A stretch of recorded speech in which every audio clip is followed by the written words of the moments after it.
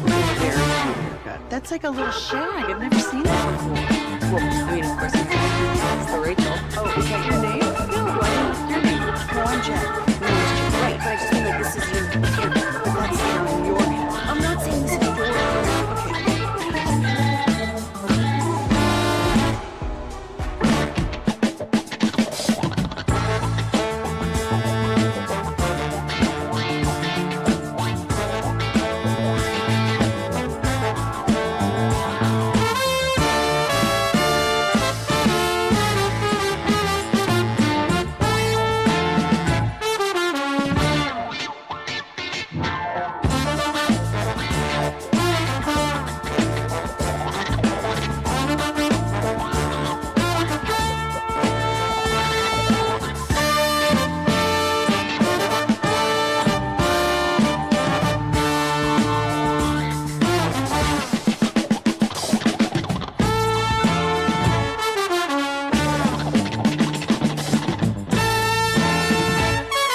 Tito's Handmade Vodka. Tito's Handmade Vodka is America's original craft vodka. And by DallasCowboys.com. Keep track of the boys with daily podcasts and up-to-the-minute blogging at DallasCowboys.com and on the official Dallas Cowboys app. Now, here's Eric Chiofalo and Bryan Broaddus. Well, good morning and welcome into your Week 5 Cowboys pregame party.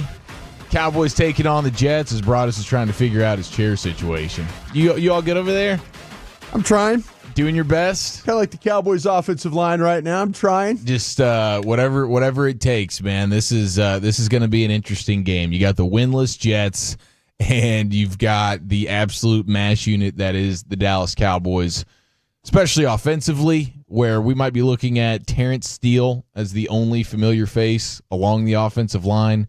And the Cowboys' defense, of course, feels like a bit of a mash unit, even when they are having a clean bill of health. So yeah, this is weird, man. This is a weird situation. You don't know which way this thing's going to go today. If you played the Jets 2 weeks from now, you might be playing a team that has kind of quit and kind of given up.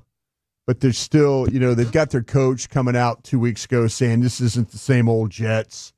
And now and then after that Miami game on Monday night, he's in there ripping them in the locker room. Tearing them up. So this locker room seems very, very fragile right now with them.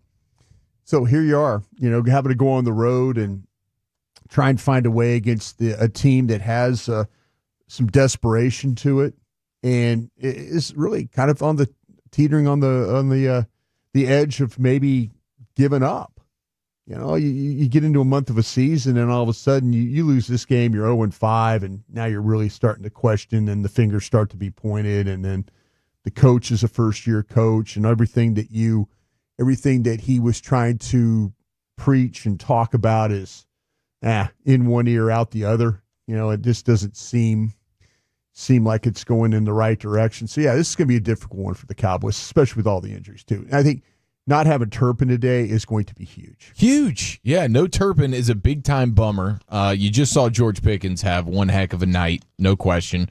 But now Tolbert, Flanoy, looks like we're going to have a Cropper in the mix. Yeah. And obviously Ferguson, we're just going to be trying to throw crap together again with Dak Prescott and this rushing attack dealing with only probably one starter. Do you have a gut feel on Tyler Smith today? Well, the fact that he was listed as questionable and he's on the trip, and I was told that he is going to work out before the game, and hopefully, we got Christy Scales. They don't call her Scoop for a reason. So we'll probably see that workout. She'll watch that workout for us. But that's a true game time decision. That is a true game time decision. But the fact that he's listed as questionable gives me some hope that he's going to play in this football game. All right. Like if he was doubtful, then that would be we're going to work him out, but we'll see kind of a thing. So they're dealing with the tendonitis. They knew about it. And everybody was kind of like, oh, what's going on? What's this MRI designation? What's going on here?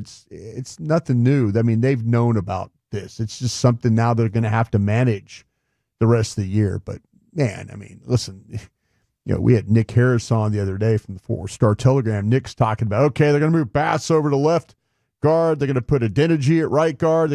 Just so many moving pieces. And then you're dealing with with Quinnen Williams. Quinnen Williams, man. I mean, he's not. Listen. You could double team him and do all those things, but that Dak is really good at dealing with edge pressure.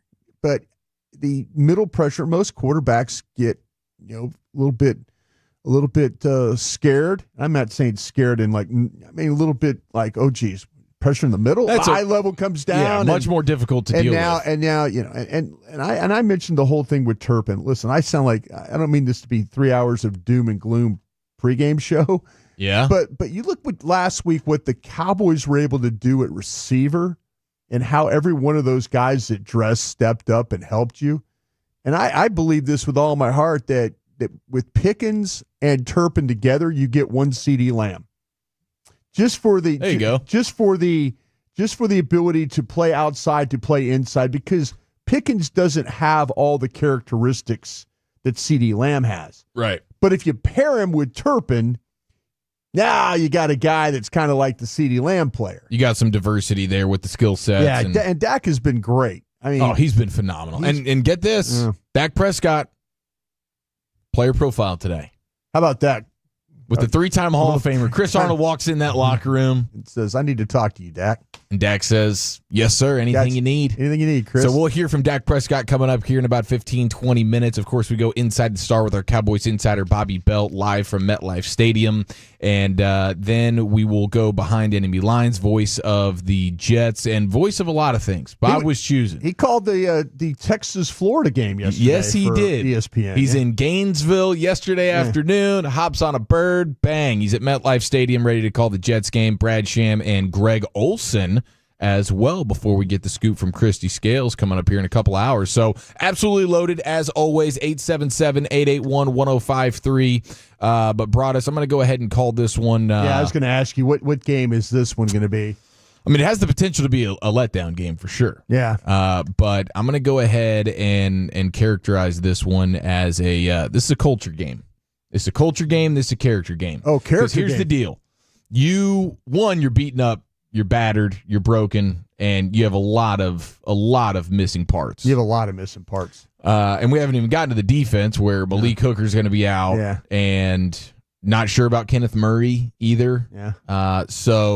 And Nealand, not sure about Nealand. Yeah. I mean, and then on the heels of last week, right, emotional game, another 70-minute ball game, and now you got to turn around, boom, hit the nooner in New York versus a Jets team that is absolutely desperate. So I'm calling this a character game, culture game.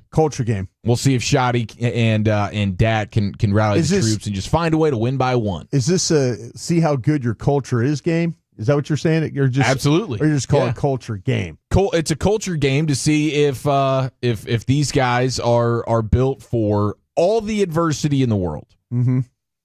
Yeah. We've seen in all the adversity of the world game on Thursday night with the 49ers and the Rams. Not many gave that 49ers. That was a culture win. Yeah. That's what that was. That was a culture win. That's you would hope you would have the same thing if you're a Dallas Cowboy fan today. Yeah, absolutely. It's gonna be a lot on Shotty and a lot on Dak for sure. Now, one of the exciting things about this game, with Miles Sanders being a little banged up, you are gonna get the debut of Jaden Blue, which is definitely exciting, something we've been looking forward to. But, hey, Jaden, welcome to the program where you might only have Terrence Steele as a starter on your offensive line. Can you please go make some plays for us? Yeah. But they need it. With no Turpin, no Lamb, I mean, this whole situation, you got to have somebody with some explosiveness here. Yeah, the thing with Blue is what we've heard is how much does he really know what's going on with the offense? That the learning curve for him was a lot steeper than it has been for others. Mm-hmm. And let's be honest, we could all say, we need Sanders isn't, Sanders has done this, Sanders done. The running back room has actually been a bright spot for this offense. So, I mean, wouldn't you say that, Eric? I mean, wouldn't you think that maybe that the running back room has shown up this year for the Dallas Cowboys? Absolutely. I mean, in particular, Javonte Williams. Yeah. you Well, know. I'm just saying over. I mean, yeah, we had the fumble with Sanders in week 1 and all that. Sanders has been fine. Yeah. I mean, that's the catching the football, some blitz pickup stuff. Yeah. See, that's the thing that they worry the most about with Blue. If Blue's in this game, is he going to read inside out? If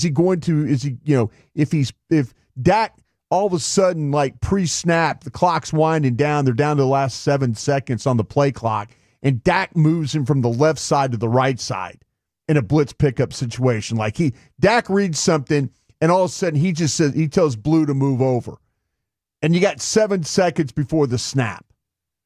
That's where you worry a little bit about Jadon Blue. That's where you worry. People are like, well, you play him at wide receiver, you play him in the slot. He can't know he doesn't always remember the plays when you just normal down and distance offense. How are you asking him to do more? Mm-hmm. So they're going to have to find ways to. Today is Jadon Blue running the football. Today is the day where you hand it to him, you maybe throw it to him. I don't think you ask him to do too much in this first game, because they've got to figure out what he has retained and what could be a problem. And the Jets are going to bring some pressure. The Jets are going to try and rush you. They're going to let Dak Prescott. I mean, Dak Prescott's great against pressure, no doubt about it. But this could be a game where they test. You don't want to test Williams, because Williams can handle it with blitz pickup stuff. Mm-hmm. You see Blue in there, that's a green light to me to go if I'm the Jets. Yeah, send some heat. See if he knows how well he really knows the plays. Well, you got Quentin Williams there on the interior of the defensive line. You got Will McDonald as an edge rusher, and you've got Sauce Gardner very likely traveling with George Pickens. Yeah, he's going to travel, and this is something we've kind of seen with Aaron Glenn and what he's done. These last 4 games, they've found ways to match him up with your best receiver. So with no CeeDee Lamb, that makes their job a little bit more easier. With no Turpin, it makes their job a lot easier. Mm-hmm. And now it's up to can Flournoy and these others step up and make plays. That's game's going to come down. Dallas might be a situation where throwing the ball will be a good thing. And there's a couple of different ways you could attack this defense. And I think that Brandon Stevens, he's played better, but the first 3 weeks of the season he was not very good. And so to me, that's where you look at this and go, okay, that number 21 out there in all black today, need to go after him. Yeah, for sure. He's definitely the guy to pick on a little bit. And then you also have Michael Carter, their slot corner, who's going to be missing this game. Yeah. So, and he wasn't a very good player anyway, so I don't know that they're necessarily getting worse at the position with whoever it is that's going to be filling his place, but that entire secondary has been pretty bad.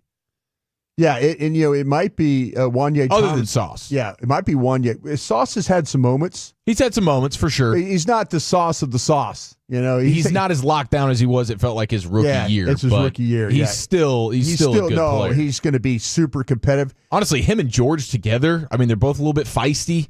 You're going to have Sauce trying to do a little bump and run on him. You can see a little. It can get testy. And George had a nice game, Pittsburgh Jets last year against him, playing that way. So, yeah, the thing about it, you'd love to be able to move Sauce Gardner around. Move George Pickens around. He just doesn't do it. He's kind of a left guy, a right guy. Maybe try and get some bunch formation stuff with him, and then and let him scatter from that. That would be, to me, the best way to try and try and find ways to pick Sauce Gardner off. Get him in some bunch, and then run. If you want to run Flournoy through, you want to run Ferguson through, and then run Pickens behind him and try and kind of get some. The one thing you could do is from tight formations, from condensed formations, you could do things where in man coverage you could pick guys off. You can run them across the field. You can run them through traffic. You could do things like that. Yeah, just through scheme and concepts, you can create separation. You can absolutely do that. And it's fun to talk about this now because it feels like we actually have a coach and a play caller, play designer, who's willing to do some of that stuff. He's willing to try it, but will they have success doing it? Can the offensive line hold up with against the Quinnen Williams and McDonald's and guys like that. Yeah, and running the ball. I mean, the Cowboys have been the number one team in rushing success rate. Yeah, but now with the offensive line looking the way that it is, you don't even know if you're going to be able to run the ball. Well, your hope is that you get Tyler Smith at left guard, because if this turns into having to move a guy who's the backup at right guard to left guard and then put in a guy who's kind of a natural tackle, Adeniji, say, you put him in at, we'll see. I mean, Adeniji might not start. It might, you just don't know who's. I mean, this is one of the weirdest. Oh no, it's crazy. It's crazy. How do we have such an injury list? We're in week 5. I tell you what, you look around the National Football League, it's a banged up league right now. There's a lot of banged up teams. There really are. I mean, long injury lists. If you want to see an injury list, go look at the Ravens and what they're dealing with. I mean, there's some teams That's true. The Ravens are down pretty bad right now. I don't think the Ravens even can practice. I mentioned with the Niners the other night, losing guys left and right. I don't know what the deal is, man. You know what it might be? People will say the lack of training camp, the lack of two-a-days, the lack of playing in preseason, a lot of things. Yeah, these it's a violent game, though. I mean, they're not ready to play. You got big-bodied guys, and I'm talking about big-bodied guys in the secondary too. You got big guys, get tall, long guys. And all of a sudden, you're playing at a very, very fast pace, and you're a lot of collisions, and the body wasn't just made to play this game for 60 minutes. The Cowboys have played it for 70 minutes, 2 out of the last 3. See, and that's part of the reason I think too. That there you go. Their injury report is so just extensive right now. They've played 2 overtime games already. I think the full length overtime game. Yeah, exactly. It's not even like like a walk off. Full 70-minute games right now. So it's tough sledding for the Cowboys, but the Jets are winless and they find ways to lose football games. So we can take some solace in that. You hope that's. I mean, we kind of have this. It's kind of the same feeling about the quarterback going in, like from the Bears game. Didn't you have the same kind of feeling about Caleb Williams and Justin Fields, that, oh, man, you worry about him running the ball. And I really worry about this guy running the ball. But if you give him protection, he can make throws. Well, let's talk about that coming up next here. We're under 3 hours to kick off on the official pregame show of America's Team. We'll take a look at the Jets offense, Cowboys defense, but we also hear from the quarterback who's playing at an all-time level right now, Dak Prescott, with the player profile. That's all coming up next right here on The Fan. Football season is here.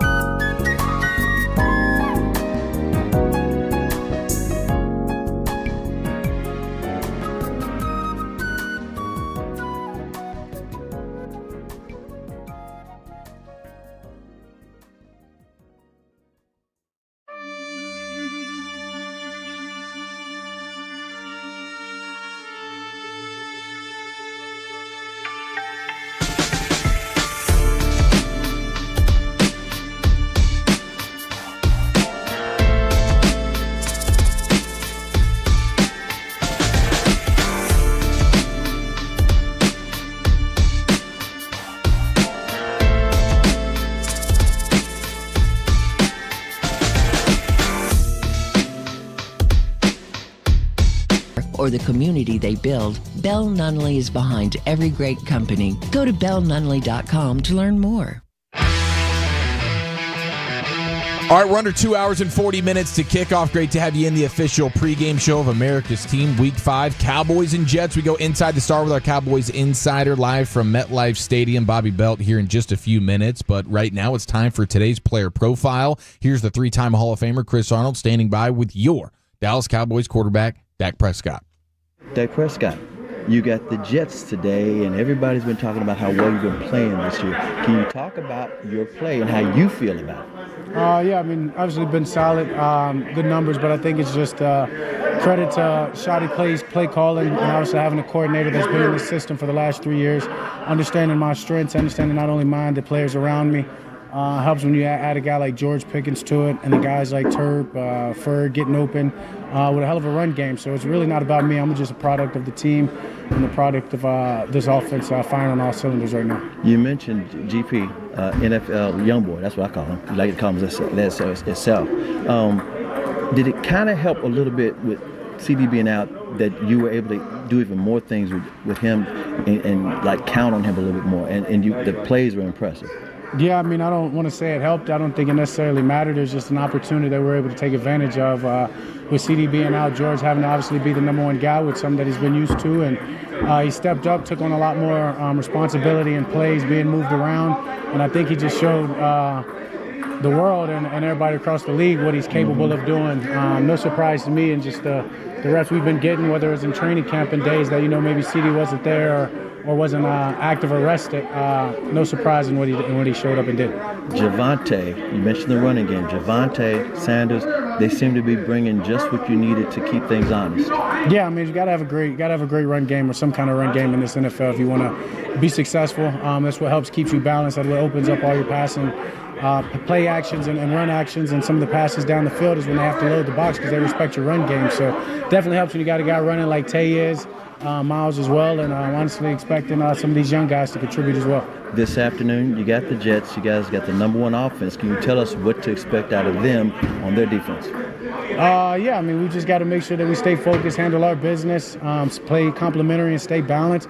We get this run game going, like I know we will, then the rest will follow. It should be a fun day for us. And finally, before I let you get out of here, when you think about your family and things seem to be going real well, is there anything special you do before pregame with your family, make that phone call, road trip? You tell me what's on your mind. Yeah, I mean, my family's always on my mind. Tons of pictures, whether I go through them, look at some old videos or things throughout the week that just make me smile. Fiance's usually at most games, so obviously give her a kiss at pregame. And then obviously if we're home, hug the whole family, love them up before I leave. But just thankful to have a family that allows me to stay balanced and focus on the game when I need to. And good luck this afternoon. Yeah, appreciate you, brother. The family man, Dak Prescott, there he is with today's player profile, alongside the three-time Hall of Famer, Mr. Chris Arnold. Hey, the creators of Buffalo bring you NFL casino games. Kick off with America's team on and off the reels with Cowboys-themed casino games developed by Aristocrat, a proud sponsor of the Dallas Cowboys. Do you have a gambling problem? Please contact 1-800-GAMBLER for 21 and over. But it has been a true joy watching Dak Prescott play football this year, Broaddus. He's been unbelievable. Yeah, he is. He's got a guy, as he mentioned, that I really do. Sometimes Dak is really good with quarterback speak. One of the best ever. We've kind of proved that with him, right? Remember that? You asked him the question about Team X, and he told you Team X is going to be when, got a difficult, they've got secondaries really good. I mean, Dak can quarterback speak you, but I think he's really, really, really honest about what Schottenheimer has brought to him. And, him in the system kind of playing to his strengths. I think offensively, Dak's health appears to be really, really, really good right now. And, he's feeling good. You watch him, the way the mobility in the pocket, seeing downfield, not getting fooled on anything, and he's done a nice job. He's taken chances when he's needed to, but kind of checked some things down other times. But overall, just the level of play has been so high. But I think a lot of it has to do with the running game, the offensive line coaches, but more importantly, what Shotty has done for him. Yeah, he's finally in a real forward-thinking, nuanced offense that is going to actually help him from the sideline in a way that he's never had before, whether it was Garrett, Moore, Linehan, and of course McCarthy.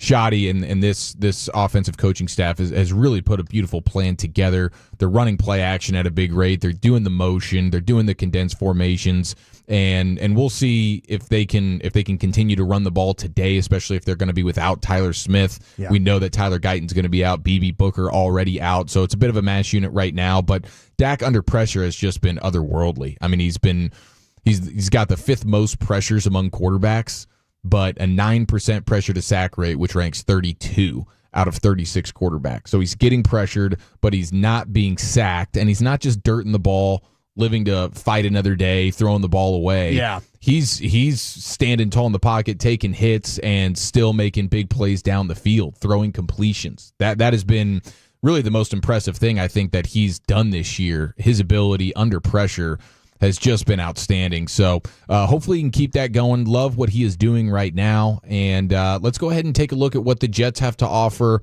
offensively. We know this Cowboys defense has just been a total struggle bus, really from top to bottom. The Jets run the ball pretty well, especially to the left and up the middle. Yeah. And Justin Fields, his legs can absolutely kill you. Explosive runs, 43-yard touchdown run versus the Dolphins last week. He scrambles at the highest rate in the league.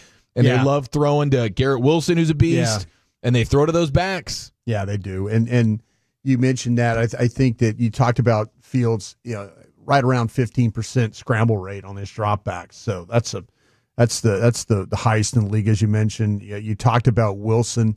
I mean, they are doing a really good job. His targets have been up. Yards per route, all those metrics that you look at, he's doing a really nice job on that. He's a must double, right? I think you don't let him be the one. He is going to make plays because that's just the type of player he is. But you can't let him have one of these 13 catch games or something like that. Something crazy, that just like gets him a FedEx Air Yards Player of the Week. Like we wake up Monday morning and it's like, oh, guess who was AFC Offensive Player of the Week? Oh, it was Garrett Wilson. Oh, imagine that. It was against your team. The Cowboys have kind of had to deal with that here. But I'll tell you something, too, that's we really haven't talked about. Dallas hasn't had offensive line consistency, continuity, whatever word you want to use. The Jets are on the opposite end of that. They're only one of 2 teams in the league that have used all 5 starters through the first 4 weeks of the season. Everybody else seems to be shuffling their offensive linemen around, and the Jets have been able to hold theirs together. I will say this about the Jets. They're a team that has some problems, though, when you do bring secondary pressure, when you bring linebackers, when you bring the secondary. Their backs and line have not been coordinated as much, but that's some of the times why you see Fields run is because all of a sudden there's a breakdown with one of the backs trying to pick up or one of the offensive linemen. These tackles are susceptible to giving up plays to the inside, pass rush to the inside. So I'm sure these Cowboy edges have studied these tackles. They're young tackles, but if you attack them to the inside, that tends to be the biggest issues that they deal with. Yeah. I mean, and Fields will hold on to the ball for a while and run himself into some sacks. Yeah. But he also can scamper out and create huge plays. Yeah. I mean, what is the biggest focal point? You're Eberflus. You're going into this weekend, because we saw what Jalen Hurts was able to do with his legs. Yeah. This game might actually, the way the Cowboys play defense, this is going to sound crazy, but the way that Dallas rushes the passer and they get off the ball fine. They're one of the better teams. The Jets on the other end, as far as defense getting off the football, one of the slowest. The Cowboys, they're kind of they're getting off the ball is not a problem. The problem is actually getting the pass rush. I think you want to play this guy slow. And I mean slow in a way you want to kind of rush slow. Because if you rush quick and he all of a sudden you got a guy out of lane because you're rushing quick, then he tends to roll and go is what he does. So if you kind of muddle around and kind of keep around him and just keep muddling and muddling and muddling, then all of a sudden he's going to have to make a throw from the pocket. He's very much like Love and these other quarterbacks. Dak is the complete opposite of when you pressure him, he seems to make better throws. This guy is one of those guys, when you pressure him, there's going to be some poor throws. So Dallas's inability to really get quick pressure might help them in this football game. Because if the quarterback, if he's not going to read it quick, and he's just going to, and you just keep, like I say, muddling up the field. You just want to keep him in the pocket. Yeah, if Justin Fields beats you, and he can make some throws, but if Justin Fields beats you today, and I say this because Caleb Williams beats you from the pocket, but you got to. He's a better passer, better arm talent. Yeah, better passer, absolutely. But you also got to understand, though, that there's, like I say, there's some times where this guy will make some throws. But if Dallas will just kind of muddle rush, it might benefit them in this football game, making him hold the ball back up, but don't let him break contain. That's the one thing that's killer. Like, he will break contain, and then it's a 40-yard run. That's the way this guy plays. Yeah, he's not scrambling to go steal 5 yards. No. He's scrambling for explosive runs. I mean, he's unbelievable. Yeah.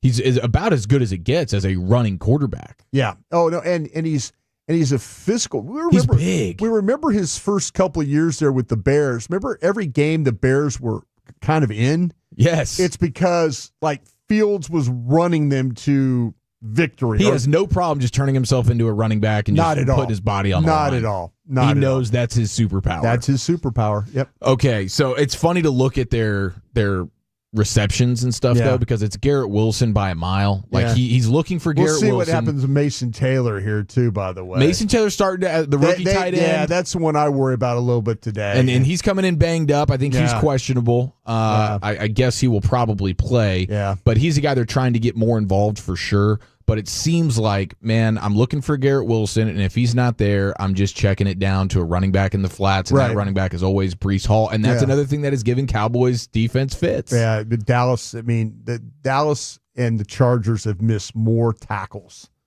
Those are the two top missed tackles in the league. I think the Jets got to be up there too, man. Jets aren't worse than the Cowboys or the Chargers, believe it or not. The Chargers is very surprising, but the Cowboys and the Chargers miss tackles at about a 13% clip.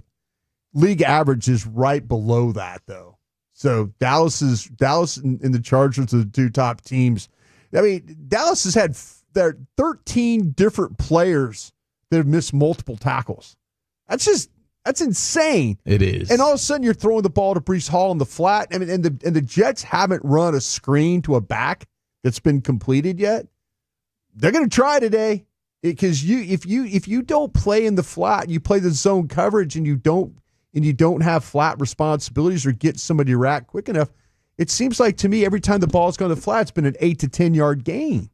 Just doing that. I know, it's maddening. It's maddening. Guys just running scot-free. We'll see with no Hooker today how that Wanye Thomas and Wilson and those guys all play this. They're going to need some alley play. And I mean alley play, it's that flat. They've got to, because what's going to happen is, and you mentioned that the Jets run the ball. They are going to run the ball. Their best way of running the football, I said this early in the week in the breakdown on Wednesday, is to the left side. They're going to run the ball. They behind Fashanu and those guys over there. That's where their biggest success is. So whoever's playing the right end for Dallas, however that rotation goes, Clowney, Fowler, whoever that is over there, they better be ready to hold the edge. And then you better get an alley player, and you better get one of those corners stepping up, whether it's Diggs or Elam on that side or Bland, whoever's playing that right corner had better be ready to attack, because Dallas has had some problems getting linebackers over there too. They played that thing a little slow. So you just can't let the Jets get going off that left side and that right side of your defense. To my Tolos in the Forney area, Corey Majors and 105.3 The Fan will be at the Bearded Monkey today. Yeah, for a Cowboys watch party. So if you're looking for a place to go ahead and watch the Cowboys game, hang out with Corey Majors, hang out with 105.3 The Fan, the official watch party. They'll have some awesome prizes to give away as well, but that'll be in Forney at the Bearded Monkey. All right, we're under 2.5 hours to kick off now. Let's go live to MetLife Stadium, inside the Star with our Cowboys insider Bobby Belt, and we crown the Meat Church Menu of the Day champion. 877-881-1053. What are you getting cooked up for the Cowboys game today? That's next right here on The Fan. Hey y'all, Matt Pittman of Meat Church here.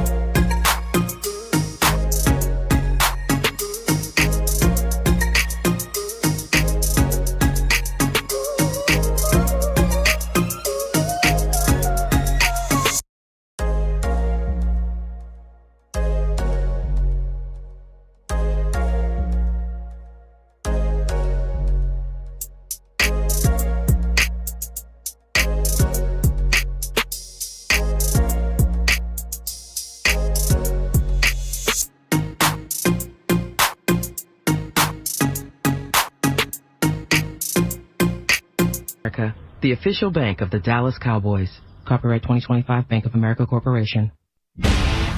Just over 2 hours and 15 minutes to kick off. Let's go live to MetLife Stadium. Welcome in our Cowboys insider, Bobby Roberto Belt. Happy game day, Bob. How we doing? I'm wonderful. How are you guys? We're good, man. We're good. We're a little bit queasy about this particular matchup here. I mean, goodness, this injury report is buck wild. How do you think this offensive line looks today? Yeah, that is a real concern. Just because the offensive line, you've got a group here that's very, very banged up. You're potentially rolling in with 80% of your offensive line gone, and with the issues with Turpin and CeeDee Lamb and everything else, I mean, you're looking at over half the offense is not available to you today. So that's going to be a concern. This is an 0-4 Jets team, but it's a Jets team that I think is better than that record says they are. There were a couple different times that I was watching them on tape where I thought they do some things that'll challenge the Cowboys for sure. And so it'll be a real test for them today. Bob, your breakdown the other day actually was brilliant. I was driving Thank around you. listening to it. You did a great job of putting the picture out there for us. The traveling of Sauce Gardner with Pickens. Okay, assume that's a wash. Who else beats you in this game for Dallas? The traveling of Sauce Gardner with Pickens. Who beats what do you somebody mean? else is going to have to win. Somebody else is going to have to win.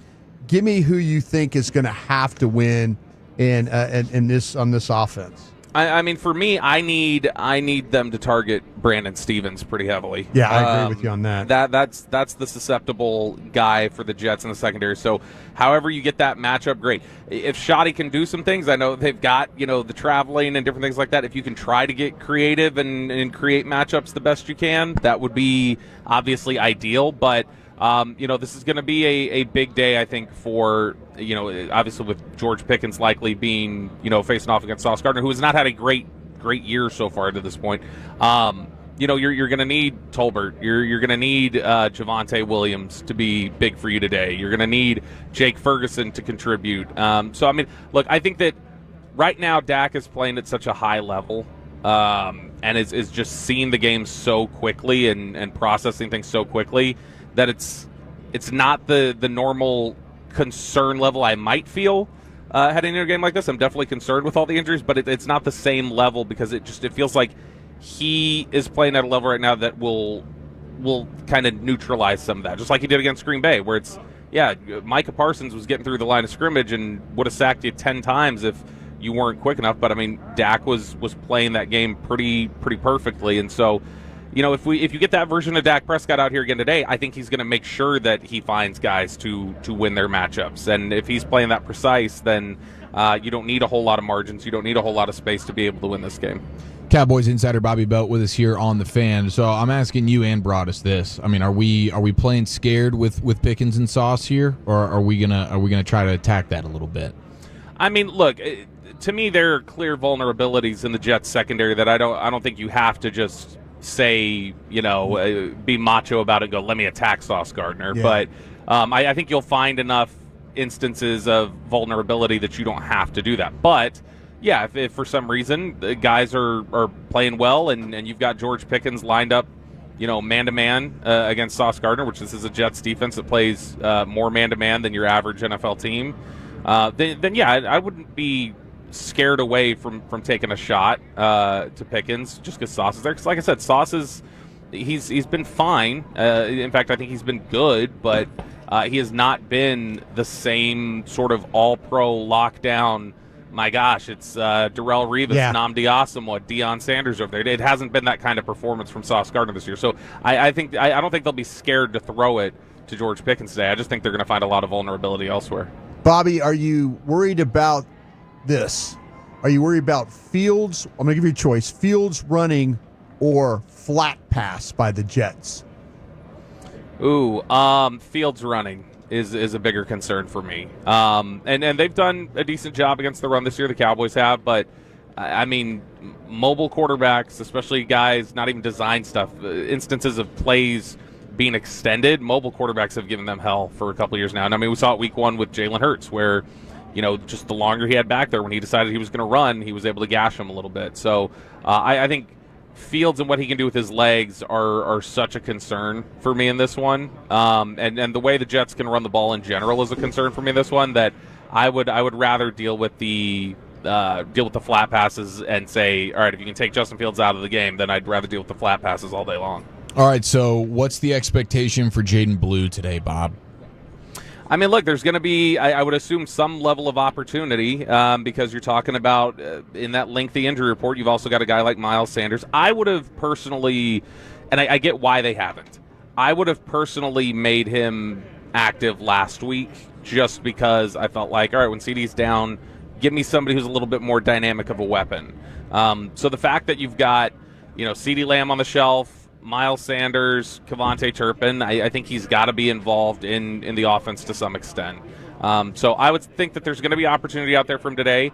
I don't think they want him in there in a lot of pass protection situations. Yeah. And so that'll be a big part of it. And going back to his Texas days, and I know both running backs have had an instance of this season, but going back to his Texas days, he needs to make sure that he's securing the football, because the last thing you want is for him to get that opportunity and then he coughs up the ball and gives it to the Jets, because that would lose a lot of trust right away.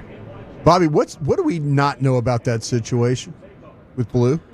It's is it? I don't think it's lazy or anything like that. I just think he does it. It's been a struggle for him picking up this offense a little bit.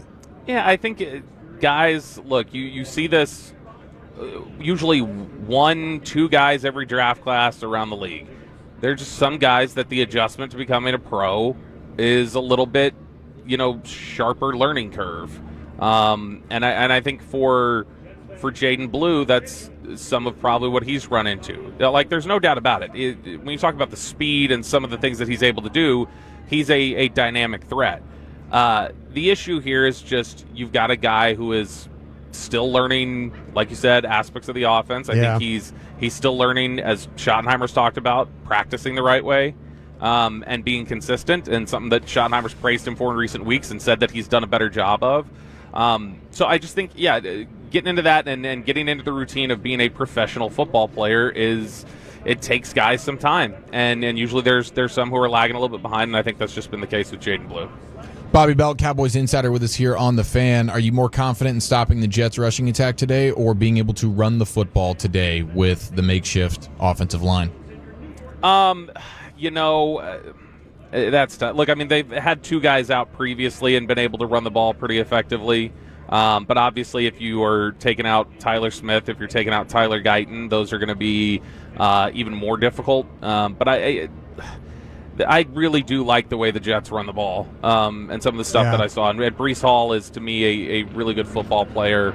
And Justin Fields, what he can do, whether it's with the read option or some of the design runs for himself, or just scrambling and freelancing when he gets out there, that's all concerning to me. So, I think that they're going to have to really lock down and show that they've got what I think is a pretty good Jets offensive line, which surprised me when I watched them on tape this week. They were a lot better than I was anticipating they'd be. It's a run game for the Jets that does concern me. So if I was to lean which way I think is more likely to have success, I think the Cowboys running the ball is an easier bet than just assuming they're going to be able to lock up what is a pretty strong Jets running game. Is Quinnen Williams the biggest concern for you along their defensive line? Yeah, absolutely. I mean, Will McDonald's a good player, but if you're talking to me about somebody who will be able to, have some vulnerability on the interior, potentially everybody on that interior being a replacement player, and just the way that he can wreck shop and how quickly he can do it. I mean, we've seen A-gap pressure has become such a big thing for these teams, and being able to disrupt what the offense wants to do, or being able to disrupt what the passing game wants to do within a second and a half of the snap, right up the gut. That's a difficult thing for offenses to try to counter. And so, to me, Quinnen Williams is the most terrifying aspect of their defensive line. How were the meatballs last night? They were not bad. They had some ricotta on top of them, and they wheeled it in on this very fancy cart, and a gentleman in a tuxedo brought it to me. I was like, they're taking these meatballs way too seriously, but they were very good. So I enjoyed them. Wasn't bad. Stayed in last night. Did not go out into New York. We were close enough to be able to. we're right over by the Hudson, so it wasn't like difficult to get. Were you to the across city. the Hudson? Yeah. Were you So in that hotel where you could see the city? Yeah, so we could see the city. It's beautiful when that hotel's over there's nice. Yeah, and it's not that they've stayed at this one before. I haven't. Yeah.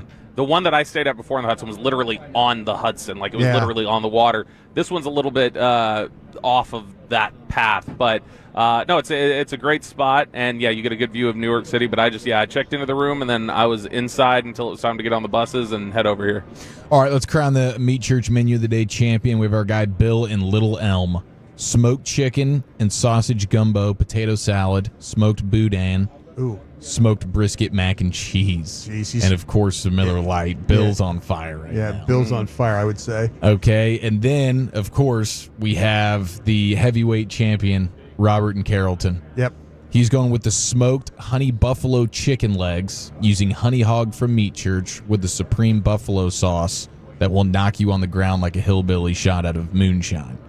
Paired with cheese fries and maple baked beans. Ooh. Wow. Jeez. This is a tough one this week. Bobby, you got one? You got it? I know which way I'm going. I don't know. He doesn't know. I don't know if the potato. No, I don't know if the potato salad is going to be more mustard or mayonnaise based, and that's going to. I worry about the eggs. I don't, because I don't have an answer for that. I'm going to lead towards Robert, I think. Wow. I'm voting. I'm going to take a chance that the potato salad is not very mustard based, and I'm going to take a chance he doesn't have boiled eggs in it.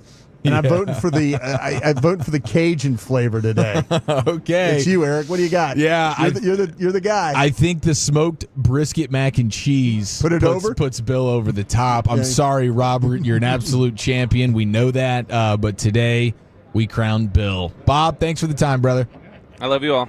All right, whether you're a backyard griller, Cowboys tailgater, or a Pitmaster Pro, Meat Church has everything you need. Visit meatchurch.com, your ultimate destination for the finest rubs, seasonings, and barbecue supplies. Matt Pittman and Meat Church, the official Pitmaster of the Dallas Cowboys. Text in and tell me what's in that potato salad, please, if you would. Give us the deets. Give us the deets. What all you put in that thing.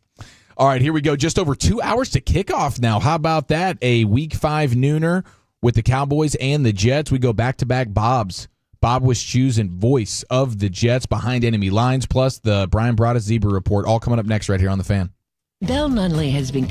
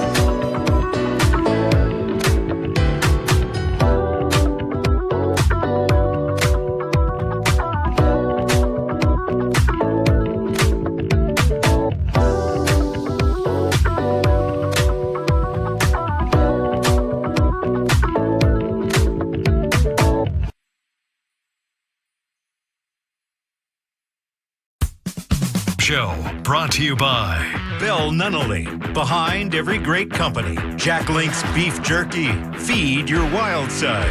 Volleman's Dairy, the official milk of the Dallas Cowboys. Tyson Foods, get your Tyson Cowboys Star Nuggets available now. And by DallasCowboys.com. Keep track of the boys with daily podcasts and up-to-the-minute blogging at DallasCowboys.com and on the official Dallas Cowboys app. All right, we're under 2 hours to kick off here on the official pregame party of America's team. Great to have you in. Week 5 edition, Cowboys and Jets. We'll go live to MetLife Stadium behind enemy lines with the voice of the Jets, Bob Wischusen. He was on the call for Gators and Longhorns yesterday. He did a great job. Yeah, he's really the did. absolute man. Yeah. Looking forward to catching up with Bob here in just a few minutes. But right now, Broaddus, it's time for the Zebra Report. Yeah, the Zebra Report this week, we find ourselves going to have Alex Moore. He's a rookie official in the league. By the way, 4 games in, he is called, and his crew have called the most penalties.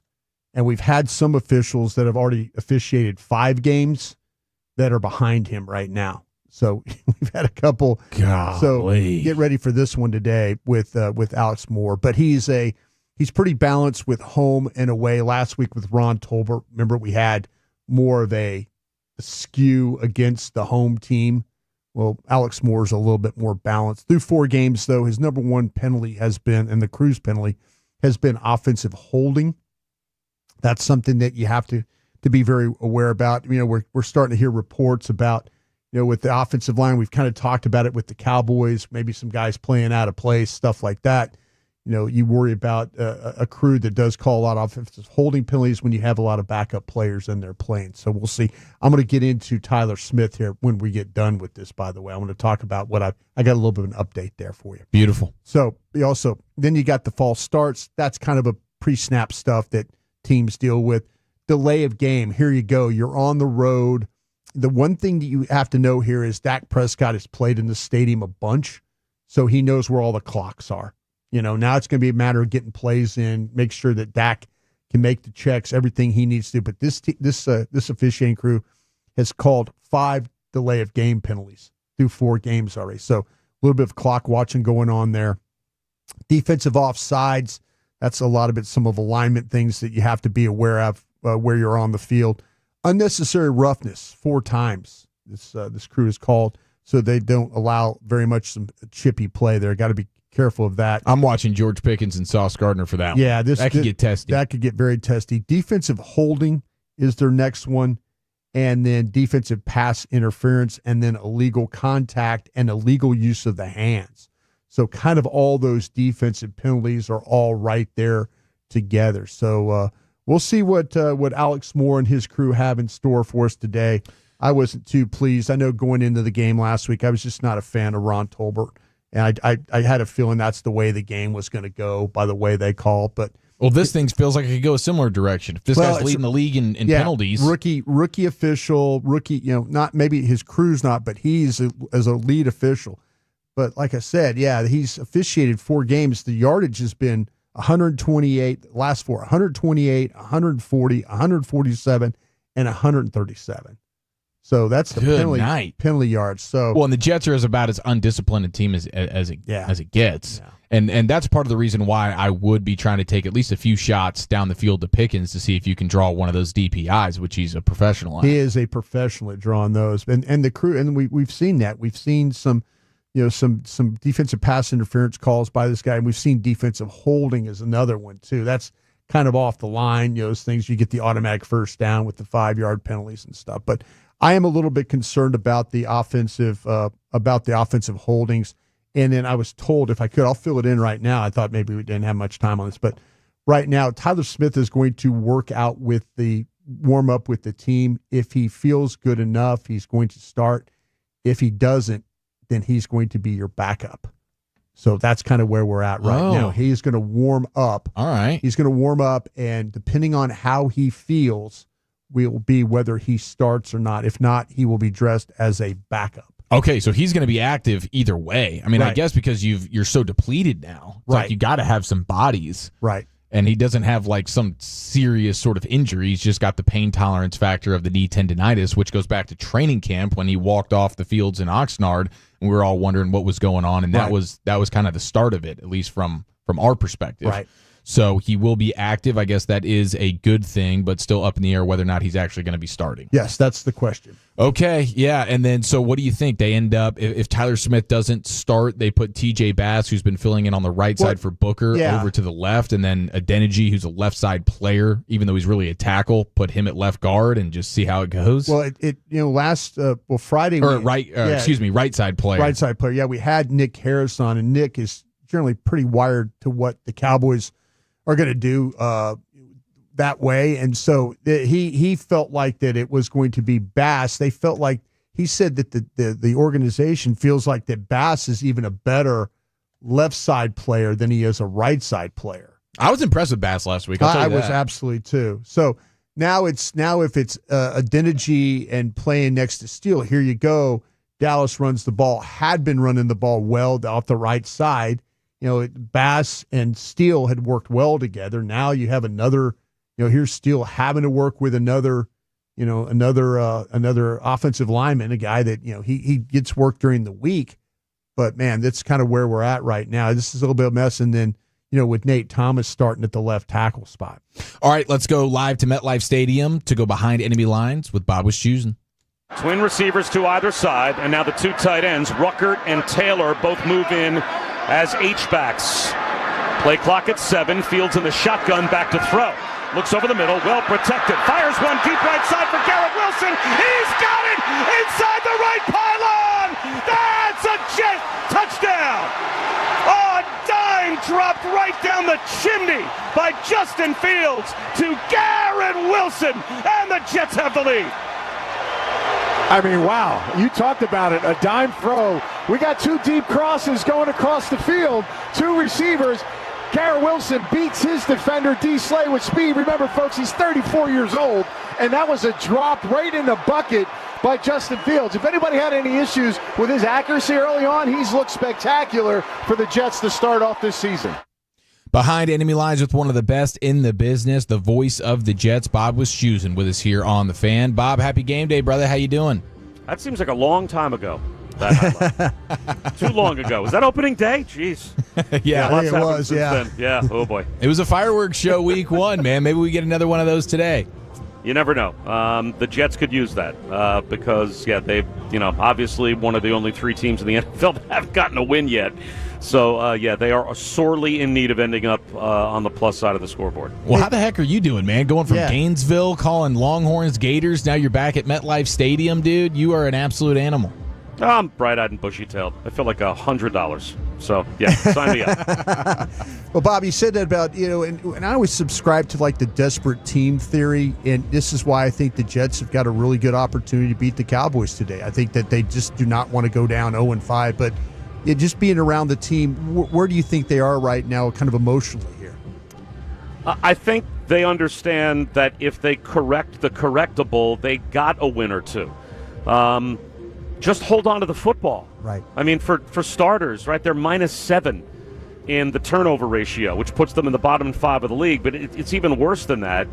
They are number 1 in the league in most fumbles with 8. They are number 1 in the league in fumbles lost with 6. So they've lost it 8 times, and 6 times the opposition has recovered. On the flip side, they are in the top 5 in the league in forced fumbles. So they've forced 5. They've gotten 0. The only other team in the top half of the league that doesn't have a fumble recovery yet in terms of forced fumbles is Washington. I think Washington's forced 3.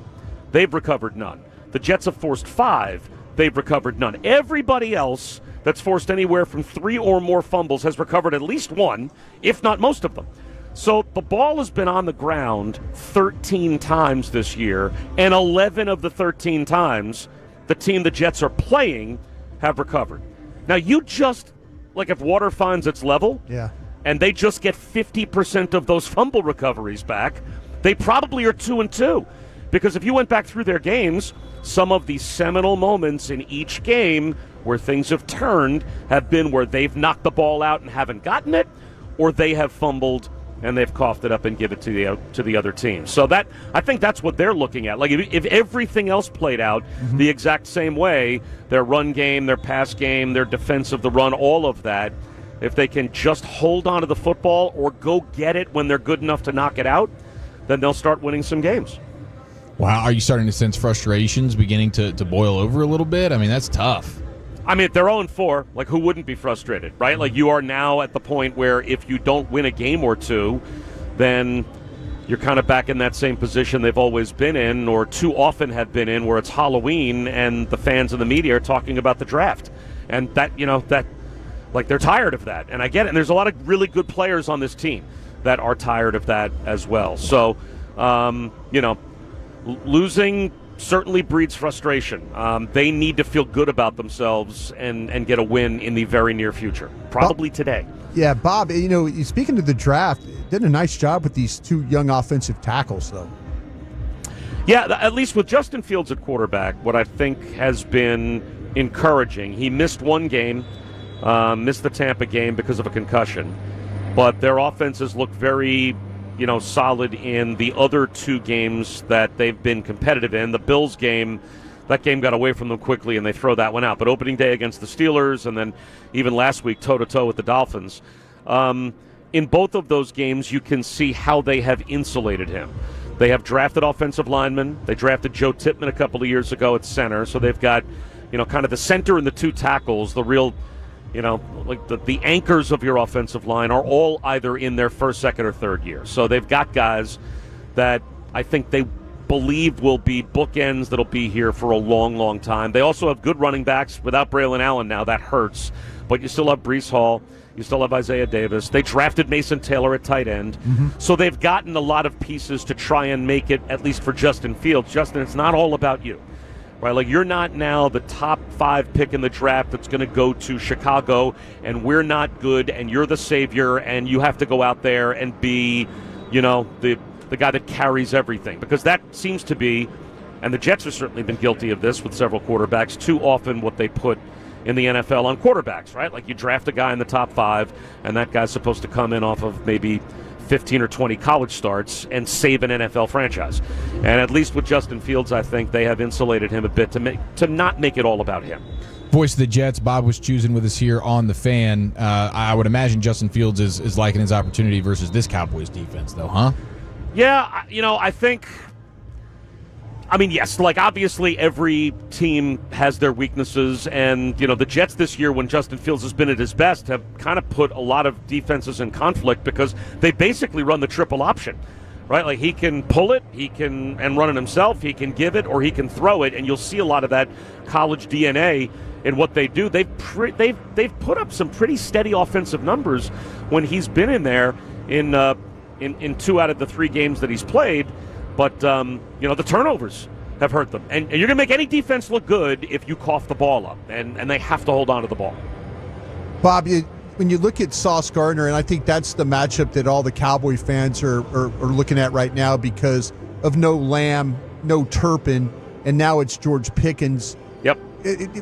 Last year there was a matchup between these two. It looked like George Pickens had a really nice day against him. How do you kind of see this one playing out today? And are we going to see Sauce travel with him a little bit more? Well, you mentioned it. He's following this year, and that's a change. Yeah. That's a completely different defensive system. When Robert Saleh was here with the system that he employs now back in San Francisco, it's basically we're going to play a decent amount of zone, some man, but we're going to play sides. And as a result, you can dictate some of those matchups if you're the opposition. Well, it was eye-opening even on opening day when the Steelers were here with DK Metcalf, and for, 35 or 40 of the 50 snaps or whatever it was, Sauce followed him wherever he went, and that's new. So, yes, if you take CD out, you take Turpin out, and now there really is that one clear-cut number 1 receiver, and that's Pickens. I would be very surprised if, about 80 to 90% of the snaps today that Pickens didn't look across and see Sauce Gardner. Bob Wischusen with us here on The Fan. So you called the Texas game yesterday. Can you give us the lowdown? What's going on with Texas and especially Arch? Yeah, pass protection I thought was really We talked to Sark about Arch, obviously. I mean, what are you going to talk to Sark about? You're going to talk to him about Arch. Yeah. And he said that in the bye week, they went through a fair number of drills where they were almost forcing Arch to get to progression 3, progression 4. Right? Like, let's get your eyes off of your first guy, and let's get to scanning the field, and because we got a lot of guys we can throw the football to, and obviously Sark runs an NFL-type system. I mean, you watch Arch, it doesn't look all that different than what you see in the NFL in terms of the pro-style progressions. But yesterday, Florida rushed 4. They didn't blitz a lot. I mean, they blitzed some. It was a lot of simulated pressures, a lot of 6 at the line and who's coming, and then 4 come, but like the offensive line gets a little screwed up, and now you're Arch and you've got 7 in coverage and you're still facing pressure. And I thought that was the biggest factor in the game, that Florida, to I thought a concerning extent for Texas, controlled both lines of scrimmage, running the ball against the Texas defense. I don't think we saw that coming nearly to the extent yesterday, but it's hard to practice getting to your 3rd and 4th guy, and then 4 guys are rushing, and you don't even have time to move past your 2nd guy, and then blame it on Arch.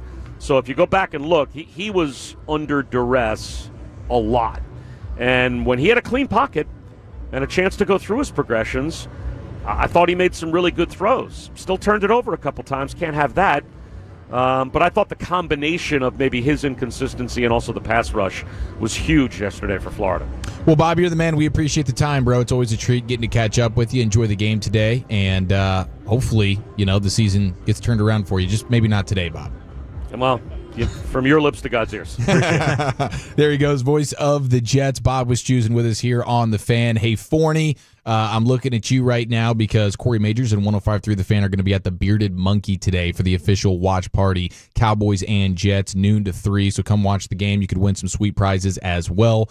That is the Bearded Monkey in Forney. All right, we are rocking and rolling here. Just over an hour and 40 minutes to kick off. Let's go back to MetLife Stadium. We'll chit-chat with the voice of the Cowboys, Mr. Brad Sham, and then we'll welcome in Greg Olsen, who'll be on the call for Fox today. That's all coming up next right here on The Fan. How's it going? You see that Cowboys game? Oh, I watched. Been seeing some good things.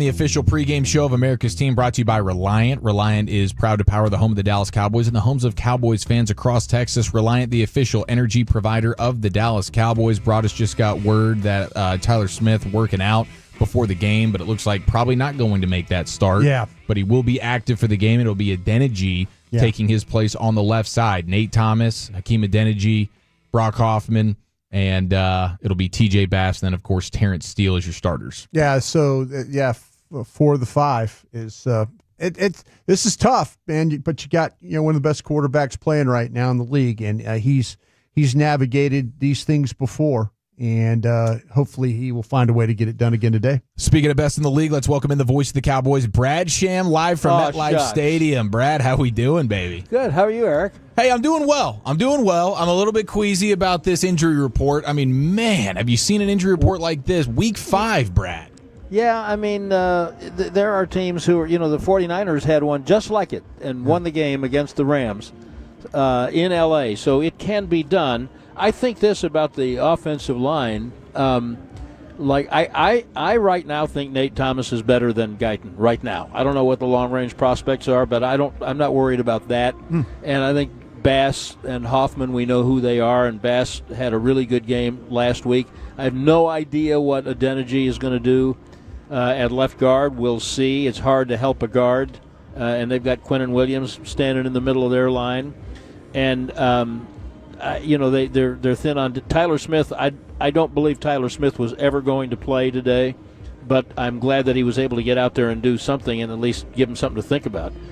So that's an issue. And then I heard some of the things that we walked in when we got off the bus and walked in when Bobby was on with you guys before. I don't know if he and I see everything the same way. I think that Sauce Gardner on Pickens is a problem because Sauce Gardner's pretty good. Yeah. If he frustrates Pickens a little bit, then you don't know what Pickens' reaction will be. And so then it's going to have to be on Tolbert, who I thought played maybe his best game as a pro last week in some respects.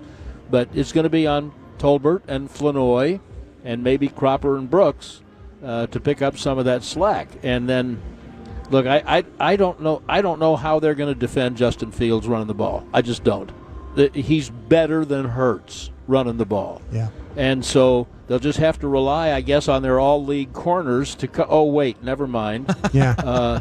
So, I mean, there are problems. Breece Hall is really good. Yeah. Their offensive line is really good. I just heard my buddy Wischusen, and I thought Bob kind of soft-sold it a little bit. I think those guards are playing really well. The center is playing well. The tackles, Bobby came down like we always do. We see each other. You need anything? He said, you need anything from me? I said, I'll take one of your tackles, either one. I don't care.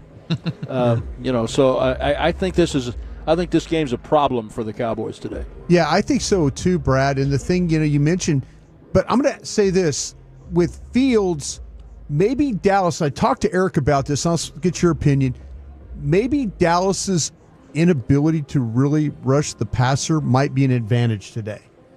And I say that in a way of, if you win quick, then he's going to run. You know what I'm saying? If Fields feels like that he's under pressure quick, he tends to take off. But if you kind of muddle around with him a little bit and make him have to stand there and hold it, he'll run himself into a sack or two. So it's a really interesting point, and because there are a lot of ways to affect the quarterback. Right. That's what we always say. And in this case, that's a really good point, Brian, because I don't know how many other quarterbacks it would apply to. Right. But in his case, if you can just make him indecisive, and then you can do something creative with your coverage and maybe blitz a little more. Right. Making him indecisive is a plus. With a lot of quarterbacks, they're not going to get indecisive. But in his case, yeah, maybe so.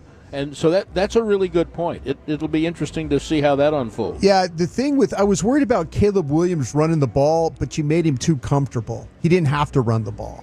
Right. So, but the one thing the Jets have shown me on tape is, you kind of muddle around with them, but then you also think about bringing pressure. And we talk about, will Flues bring some secondary pressure, linebacker pressure? Their coordination between their line and their backs has not been great picking stuff up. And I wonder if that's something that they're going to think about in this game. But I just, maybe the indecision part, I think you're absolutely right. This guy, he's capable of throwing the ball. I don't think he's as good as Caleb Williams throwing the ball. But I'm just trying to maybe, if you slow play him a little bit and make him, it's that when he wants to run, he'll go because he feels he has to. He feels like, I got to get out of here, kind of a thing. I think you and I see Fields very similarly. And the other question I have is, especially now that they seem to have discovered Leofau and maybe Shamar James, I wonder if they'll spy him. I wonder if they'll have somebody assigned to. Now here we are, week 5. Yeah, your job is to follow that guy. Yeah, and because that's the way that guy will beat us is running the ball with big plays. But look, until I heard everything that Bob said about the fumbles and one of these days, just law of averages. Some of that stuff for the Jets is going to turn around. Yeah, it is. But I don't know if the law of averages, given personnel and the communication problem you just alluded to, I don't know if giving up big plays is going to just turn around magically. They're going to have to do that before they know they can do it. Brad, you're the man. We appreciate the time. We'll be listening. Have a great call. Okay, I'm happy to be Greg Olsen's warm-up act. Yeah, that's quite the lead in there. Brad Sham, right into Fox TV analyst, former NFL tight end, one of our favorites, Mr. Greg Olsen, live on the turf at MetLife Stadium. Greg, how you doing? I'm doing great, guys. Good to see you. What's going on? Hey, doing fantastic, man. Excited for this game, but this is kind of a weird one. We don't know how this is all going to go. The Jets find ways to lose, but the Cowboys are clearly banged up here. Yeah, I think we'll get the injured, the inactives here in a little bit. I think obviously offensive line that's our biggest question is, can Tyler Smith go, or are they going to have to replace 4 starting offensive linemen and pretty much have Terrence Steele and then 4 backups. So although those backups have played a lot of games, Hoffman and Bass, it's just hard in today's NFL. It's hard enough to find 5 good offensive linemen, let alone 9, right? So that's going to be a challenge today. We'll see how that sorts out when the inactives come out here soon. But offensively, I don't think a lot of the issues in Dallas are offensive driven. I think the defense has to continue to find their play style, find what they want to be, and be able to kind of close some of these holes, because regardless of how well you want to defend the run and how much you want to emphasize that, when your team is scoring 30 a game like Dallas is, you are going to get tested in the defensive backfield, and you are going to have to be able to rush the passer to close out games. And those have been 2 areas Dallas has really struggled defensively. And when you have a really good offense, your defense is going to continue to be attacked in those areas, and you better fix it. Greg, you mentioned about the defense, and Matt Eberflus very, very well. But when you watch Dallas's tape, is it communication? Is it skill? I mean, I hate pointing fingers and stuff, but is it where do you kind of fall on where Dallas is defensively right now?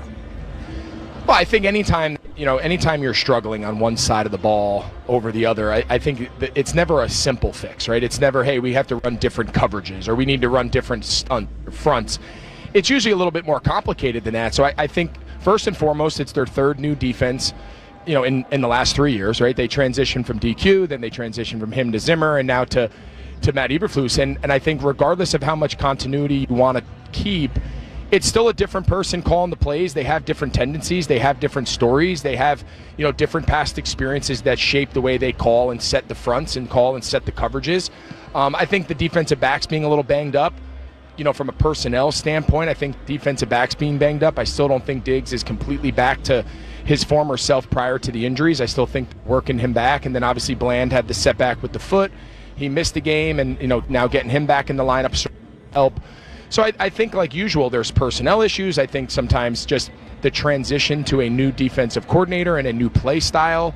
And then also a defensive coordinator is figuring out what are the strengths and weaknesses of his personnel and how can I build and protect them within my system. So it's early in the season. Here we are in week 5, but this is a time where against this Jets offense, this Dallas defense needs to just settle in and just get to baseline, just get to average, because with this Dallas offense, they're not going to have to hold people to 14 a game. They can keep games in the low 20s, and they're going to win a lot of games with Dak the way this offense is playing.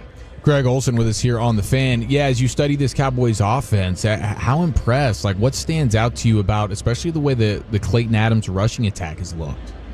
Yeah, I think Clayton Adams, we actually talked to Shotty a long time about him and just what he's brought, coming over here from Arizona and just his track record with the run game and how much Shotty said it was a priority to add him to the staff. And you can see, I think the best thing Dallas has done is they've done a much better job than in years past marrying what their run game and what their pass game looks like pre-snap. So in years past, when it was time to pass, it was shotgun, static. Maybe they'd use a little bit of motion to try to get CD lined up and gain an advantage. But then in the run game, it looked like an entirely different system. And I think what Shotty and Adams have done is they've it's more under center, it's play action, it's use of motion, it's more condensed formations, but they're doing all of those things on both run and pass. And that early down success, the ability to be play action pass, that's the way the NFL is trending.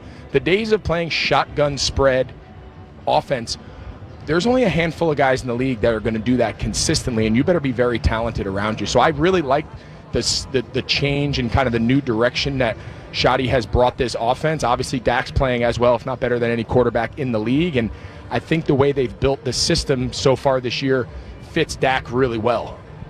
Greg, when we kind of expect that Sauce Gardner is going to travel. This year he seems to be traveling more with these receivers, these top receivers. With no Lamb, what do you expect the matchup to look like with Gardner and then with Pickens today? Yeah, I think it's a great question. I think any team that Aaron Glenn is associated with is going to have a lot of man coverage tendencies. I think it's what he wants to be. I think it's what he's always been as a player and as a coach. So you have to imagine that they're going to see a lot more man. And then you factor in just how good Dak and this offense is against zone. I think if I'm New York and I'm Steve Wilks, the coordinator, and Aaron Glenn, I'm thinking, all right, I'm going to have Sauce Gardner travel with George Pickens, go in and travel against who's their best option. CeeDee Lamb's being out, and Kevontae Turpin being out. Maybe they feel good about their man matchups and now put the onus on the talent around Dak to go out and create. When you play a lot of zone, the onus is on the scheme and the quarterback. So I'm not sure if that's what I'd want to do playing against Dak. I want to see who else can beat me. I'm not going to let Dak just sit back there and pick apart my zone. So that's what I would do. I'm be very curious to see how Aaron Glenn goes out and tries to defend this passing game. But I think we're going to see a lot of Sauce Gardner against George Pickens, obviously with CD being out. Greg Olsen with us here on The Fan. Greg, how do you like the way the Cowboys are using these tight ends? Jake Ferguson has been, he's just getting fed right now. Yeah, I love it. I'm actually standing down on the field right now. Right before I jumped on with you guys, I was talking to a former coach and a buddy of mine, Ken Dorsey, who's now working in the tight end room, and Ken had as big an impact on my career and the success we had in Carolina, man. He's a stud. So him being in the room and talking to Ferg and those guys about how much he's brought, and they just do a great job. And I think with the amount of attention and the ability of George Pickens, and of course when CD comes back and Kevontae Turpin, when they're healthy, their ability to get layers into a defense and get all of that coverage to really soften up, worried about getting guys running through the zones, all of a sudden now there's a lot of space underneath the coverage for guys like Ferg to get a lot of touches. And I think that's why we're seeing a lot of the volume, maybe not down the field, maybe not the big explosive plays, but in this system, that's exactly what they need Ferguson to be, which is the underneath zone guy, be friendly, win in the red zone, finally got himself in the end zone a couple weeks ago and kind of ended the drought. So I really like the way Jake's playing, like the way they're using him. And I think they're going to continue to look at him because Dak obviously has a lot of trust in him. Hey, Greg, the Cowboys are running the ball much better than we've seen them in the past. And I wanted to ask you because of Nate Thomas likely starting at left tackle in this game. When you're a tight end and you're running the ball well and you're used to working with tackles and then they put a new one in, how difficult is that? And you don't practice all that much during the week for this stuff. How does that adjustment made during a game? Yeah, a lot of it is just time on task, and especially if you're going to be a heavy zone team and you're working combination blocks and you got to make sure that the line is going to the right guy. I think it's going to be a challenge, not just at left tackle, but across the entire offensive line, just with new bodies, new center, two new guards potentially, new left tackle. The communication aspect, especially in the run game, is critical. Zone blocking schemes are all predicated on understanding who the mic is and understanding who the first combination goes to, and then everyone's blocks kind of formulate from there. So there's certainly a communication, there's certainly an experience that comes with the continuity of an offensive line. And, from all measures, obviously Dallas is not going to have that regardless of whether Tyler Smith plays or not. So that's going to be a huge challenge. They got to rely on Dak. Dak's got to do a great job setting the points, both run and pass, which obviously I think he has a ton of experience doing, which will certainly take some of the responsibility off some of these backup linemen. You mentioned he's playing like the best football of his career. Did you get a chance to catch up with Dak this week? We did. We've talked to him now a couple times. We talked to him before the Giants game a few weeks back. Obviously, he was great, and then talked to him leading up to the Jets game. So, yeah, I've gotten to spend a lot of time with him. There's a lot of confidence. There's a lot of calmness. They're not panicking over being 1-2-1. I think they feel like they got a lot of really good ball left ahead of them, and I think there's a lot of excitement saying, all right, here we are playing really good offensive football. Obviously, the wins got to start coming along with it, but what do we look like with CeeDee Lamb? What do we look like as some of these offensive linemen start coming back? Kevontae Turpin and what he can do both in the return game and obviously in the deep passing game. So I think there's a lot of excitement that if they can just keep clicking off a couple wins, weather some of these injury issues, I think they feel like as the season goes on, they're going to just continue to get better. Well, Greg, it's always a treat, man. You're incredible. Thanks for the time. Yeah, appreciate it. Good talking to you guys. Likewise, there he goes, Fox TV analyst on the call today for Cowboys and Jets. Greg Olsen with us here on The Fan. And it's the pregame show brought to you by United Healthcare. United Healthcare is the proud official healthcare partner of the Dallas Cowboys, bringing you coverage you can count on to Cowboys territory. Learn more at UHC.com. All right, we are now about an hour and 20 minutes to kick off. We'll keep it there at MetLife Stadium and welcome in best in the business, Cowboys sideline reporter Christy Scales. We get the scoop next right here on The Fan. Window Nation, the star of window replacement and proud partner of the Dallas.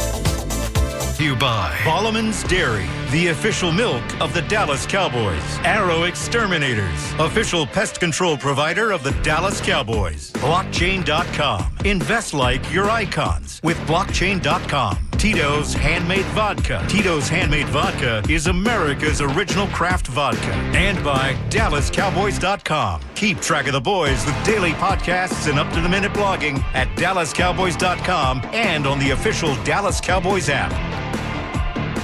Okay, we're about an hour and 14 minutes to kick off here on the official pregame show of America's team. Let's go live to MetLife Stadium and welcome in the best in the business, Cowboys sideline reporter Christy Scales, to give us the scoop here. Christy, happy game day. How are you doing? Happy game day, Eric, but I'm tired of these game day early workouts where, just trying to see if a player is able to go because, once again, we've already had this too many times just 1 month into the season. Now in week 5, defensive end Marshawn Nealand, who left Thursday's practice early with a ankle, will not play today. So with him being in one of the inactives, the Cowboys have decided to go long at linebacker. So, yes, Shamar James, the rookie, was going to play anyway, but he's been up the last couple weeks instead of Damone Clark, the veteran. And so with Nealand down, that means that Clark will be active today. So there are a lot of moving parts here with inactives, and it's not just offensive line. Christy, kind of figure out what's going to happen with this offensive line today. And if, in fact, that Tyler Smith is like an emergency backup type of guy, is there a chance that he might not play even in that situation? Yeah, I don't think he's playing. But here's the thing: Hakeem Adeniji is going to start in place of Smith, and they're going with him instead of Keegan, who they brought on board later. Adeniji, went through part of camp, and so he. Even though they brought him in ostensibly mainly as a backup tackle, he has played guard. And in fact, NFL fans remember when Joe Burrow and the Bengals made it all the way to the Super Bowl, he was their right guard. So he has NFL game experience at that position, as well as just more experience overall in the league. So Adeniji. But here's the thing with Tyler Smith and why you dress him. Not just could he go in as an emergency? Well, yeah, but the league rules for game day inactives is if you have 8 active offensive linemen, then you can have an extra person up. You only have 7 inactives instead of 8 inactives.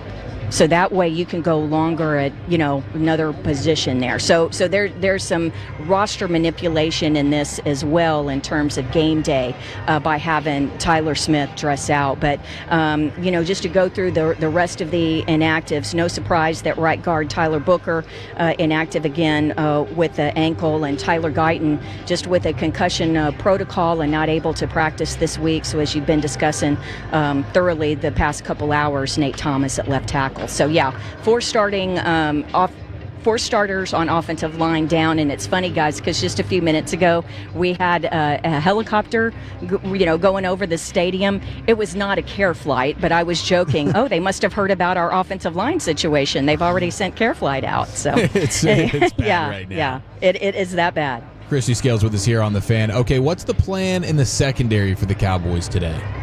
Yeah, well, a lot of things. Oh, Diggs was benched. He was not benched. There was a rotation last week, okay? And he came in on the third defensive series, and he and Elam and Bland all got 60 snaps in that game, and Stewart played the inside. It's going to be a rotation again this week. Now, I think we're going to see Bland on the outside with Diggs, and then Elam working in. I think they're all going to get a lot of time.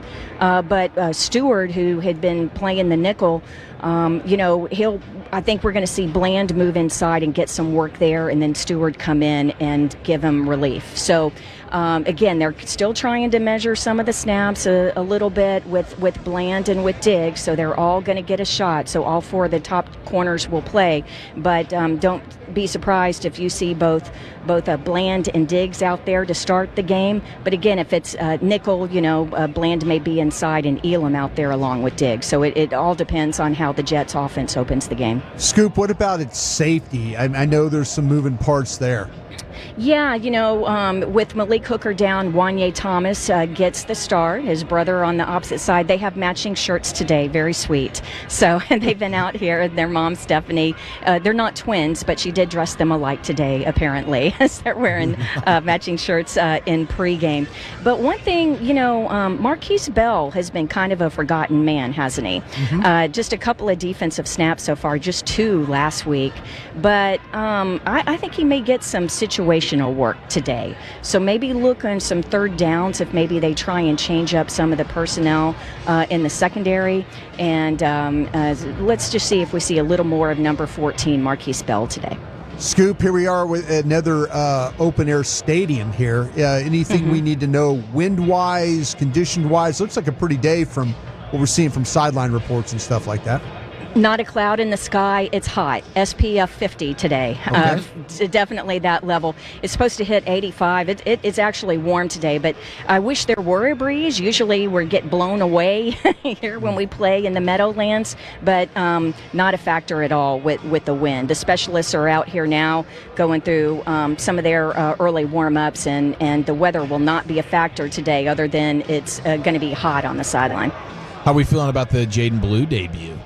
Yeah, so with Miles Sanders inactive today, Jaden will make his debut today. He will get some work as well on kickoff returns. So look to see him and Jalen Cropper back there. Kavonte Turpin being inactive today. We'll see Cropper get some work on punt returns as well. So I know that, Tolbert will be out here doing some warm-ups as well. And, there'll be a few guys back there that do the warm-ups. But when you're down 2 wide receivers, I don't know if you want Tolbert out there, expose him on the punt returns. So Jalen Cropper is one of the elevations from the practice squad today, as is Jalen Brooks. And when we mentioned Elijah Clark earlier, Elijah Clark is the rookie from Syracuse, and with Malik Hooker going on injured reserve with a toe injury, Clark was signed to the active roster. So we'll have 2 rookies making their debuts today, Jaden Blue and Elijah Clark. By the way, this year they get little rookie debut patches, so they'll get a little special thing on their jerseys today. Oh, that's nifty. We're going with the Arctic Whites versus the all-black alternates of the Jets, right? Yeah. Well, I don't know. They're just the Arctic helmets because it's the blue star instead of the cool silvery star. But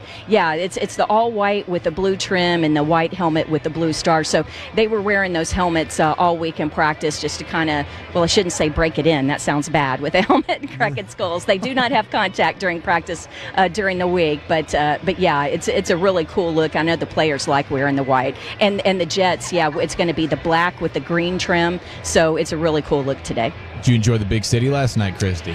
Hugh Jackman at Radio City Music Hall. Final act, right? Yeah, it was his final show, and so Ryan Reynolds, right, Deadpool and Wolverine, made a surprise appearance, pretending to play the trumpet in the orchestra. And then Kate Hudson came out and did a couple numbers. She and Hugh are in a movie that debuts on Christmas Day where they're Neil Diamond impersonators. So we all got to sing Sweet Caroline with Hugh Jackman and Kate Hudson. So it was a really cool night. What a time. Christy, you're the best. We appreciate it. And we'll catch up with you again next hour. Sounds good. Thank you, Eric. Thank you, Brian. Absolutely. There she goes. Cowboy sideline reporter Christy Scales with us here on The Fan. All right. How we feeling about this, Broaddus? During the week, I picked the Jets. I don't know. I mean, like I said, there's so many things that kind of are against the Cowboys right now. Maybe the type of game that they go win. There's just so many moving parts. And your defense, you're going to have to rely on your offense probably to win this game. And every game, really. What's new, right? Yeah. What's new? But with the offensive line, the situation is, hopefully, like I say, Dak has been playing at a very high level. Just so many moving parts in the defense right now too. That there's so much uncertainty there. And the Jets and Bob Wischusen said it right. If they don't turn over the ball, they've been pretty good. All right, we're just over 60 minutes to kick off, and it's a loaded final hour. Head coach Brian Schottenheimer will hear from Jerry Jones, and of course, more Super Bowl winning analysis from the great Bryan Broaddus. That's next, right here on The Fan. Cowboys fans, here's the game plan. Touchdown Tuesday at Take 5 Oil Change.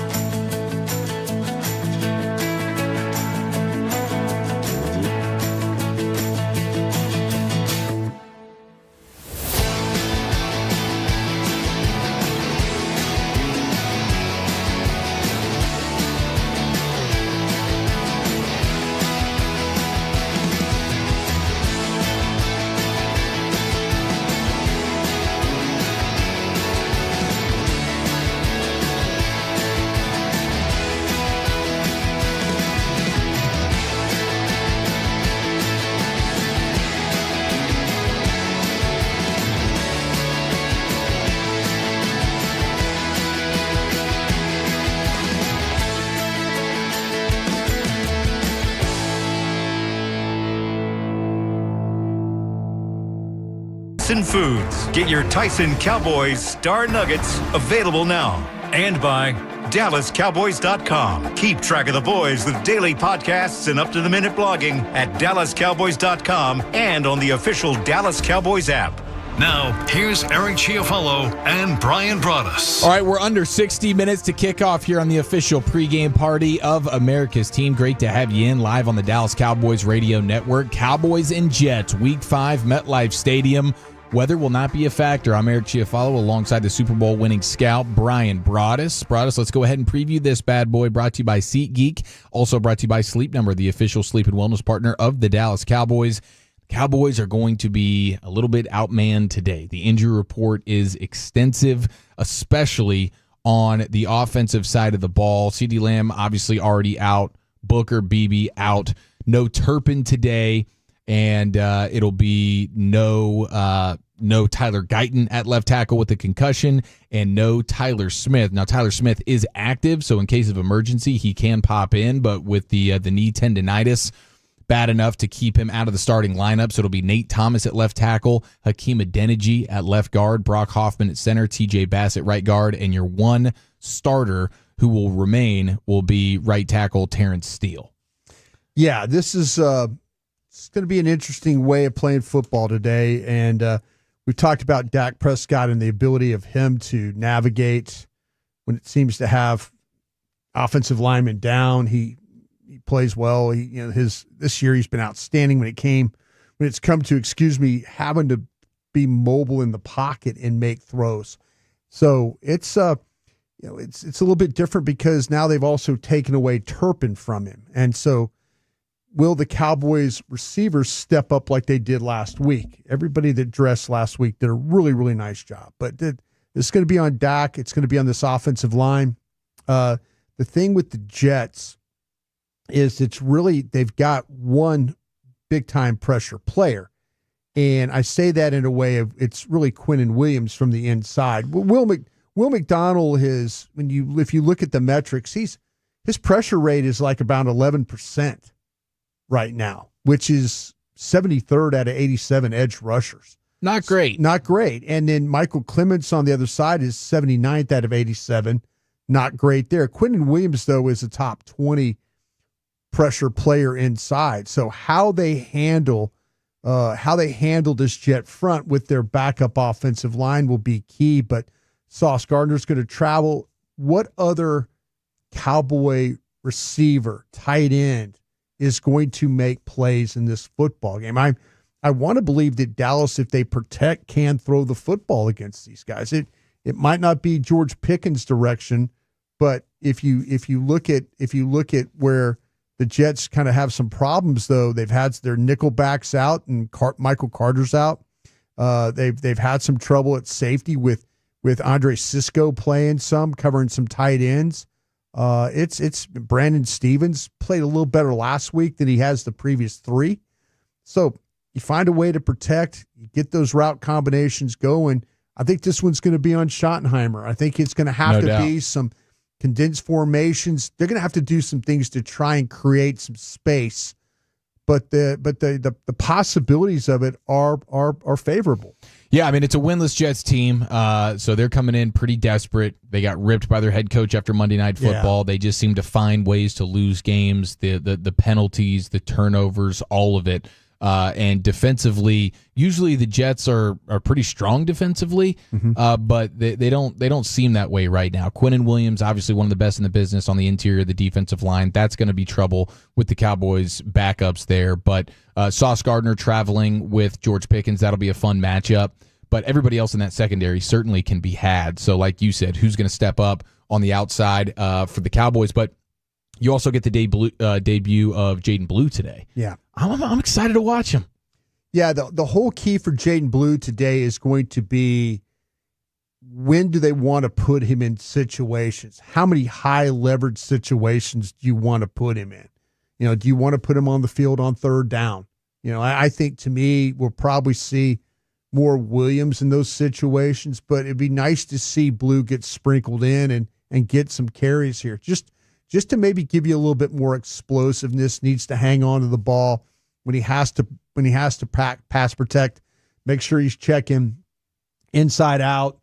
Don't have any busts when they move you over, like I said, from the left side to the right side to help in protection.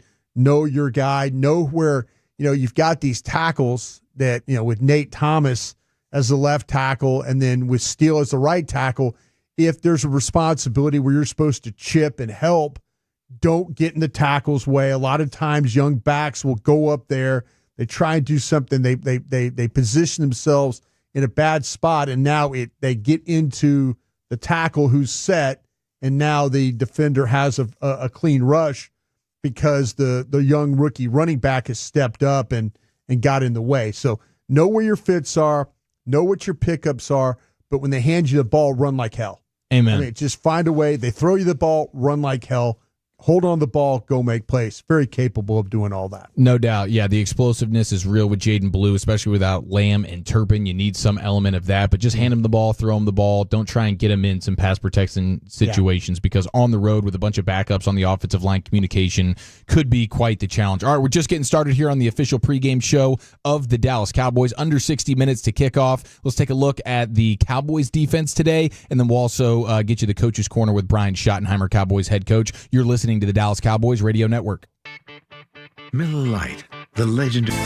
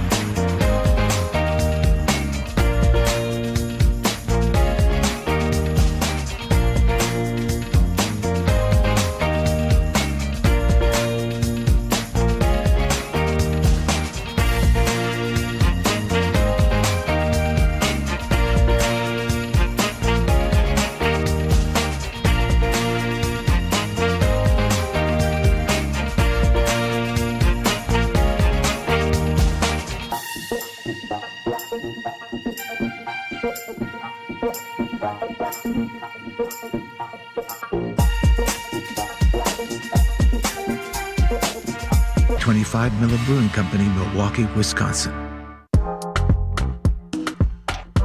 All right, we're just over 45 minutes to kick off. We'll go into the owner's box with Jerry Jones coming up here in a few minutes live from MetLife Stadium. But right now it's time for today's Coach's Corner. Voice of the Cowboys, Brad Sham, standing by with Cowboys head coach Brian Schottenheimer. Thanks, guys. This is part of the job of being a head coach in the National Football League. It's next man up. How deep is your next man up roster?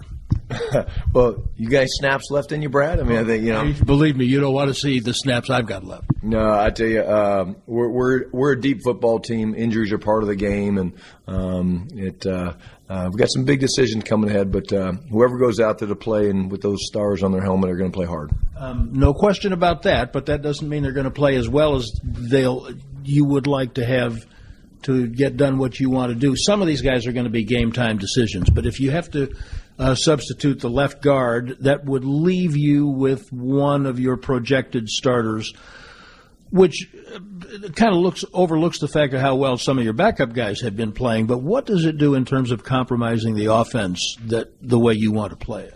Yeah, I don't think you let it. I mean, I think, we're mindful of these decisions approaching throughout the course of the week and during Monday, Tuesday game plan process. And, again, you go in with a plan, but you're always ready to adjust. I mean, you could lose a player for a broken chin strap early in a game that you think you're going to have, and next thing you know, he's in dealing with the broken chin strap, which is how I refer to injuries because I don't want to ever manifest that. But with where we are right now, maybe I should switch it and go the opposite mode. But, again, our guys are going to play hard. They're going to play well, and ultimate team game.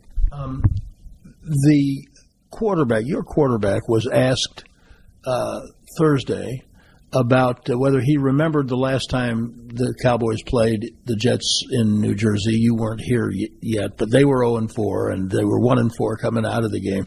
His answer was, I'm going to have to remind these guys. He's one of the few guys left who played in that game, but can there be an emotional message that has to be, or a motivational message that has to be delivered that he can do?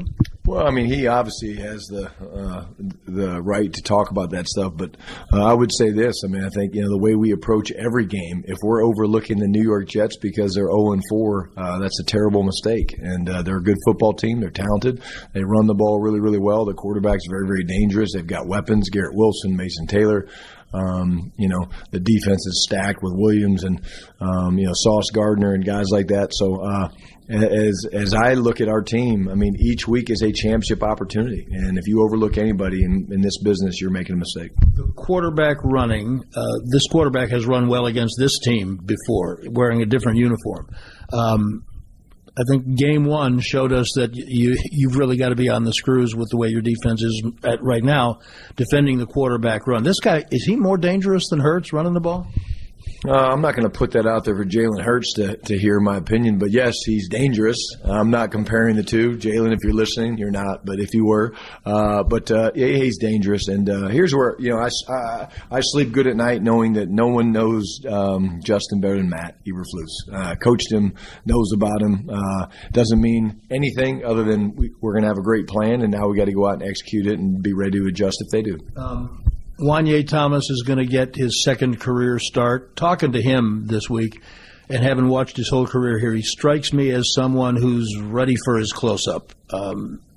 You see it that way? Yeah, I think so. I mean, we have great confidence in Wanye, and it definitely helps when you have a week of practice to prep as opposed to having to get thrown into the heat of the fire during the moment. But this will be a fun game for him. His brother's on the other team, and his mom's going to be there, and it's a great opportunity for him. But he just needs to go and play within himself and not press and communicate like he always does, and I think he'll be fine. Does this game make you nervous? I always have anxiety for all the games, but I usually find my rhythm as we get going. But there's always butterflies because just the build up to playing the game is so special. Nicely dodged. Thank you very much, fellas. Back to you.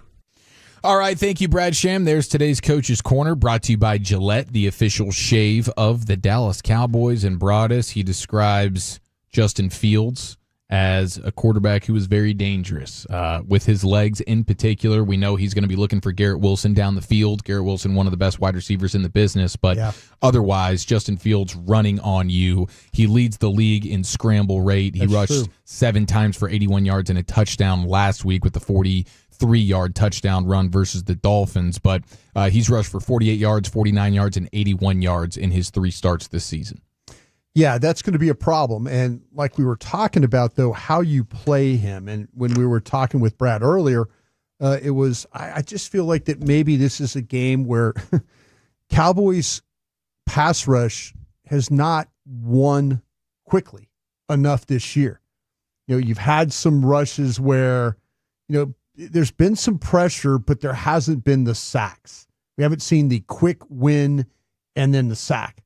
And the thing when you play Justin Fields is that the more that you can kind of keep it around him.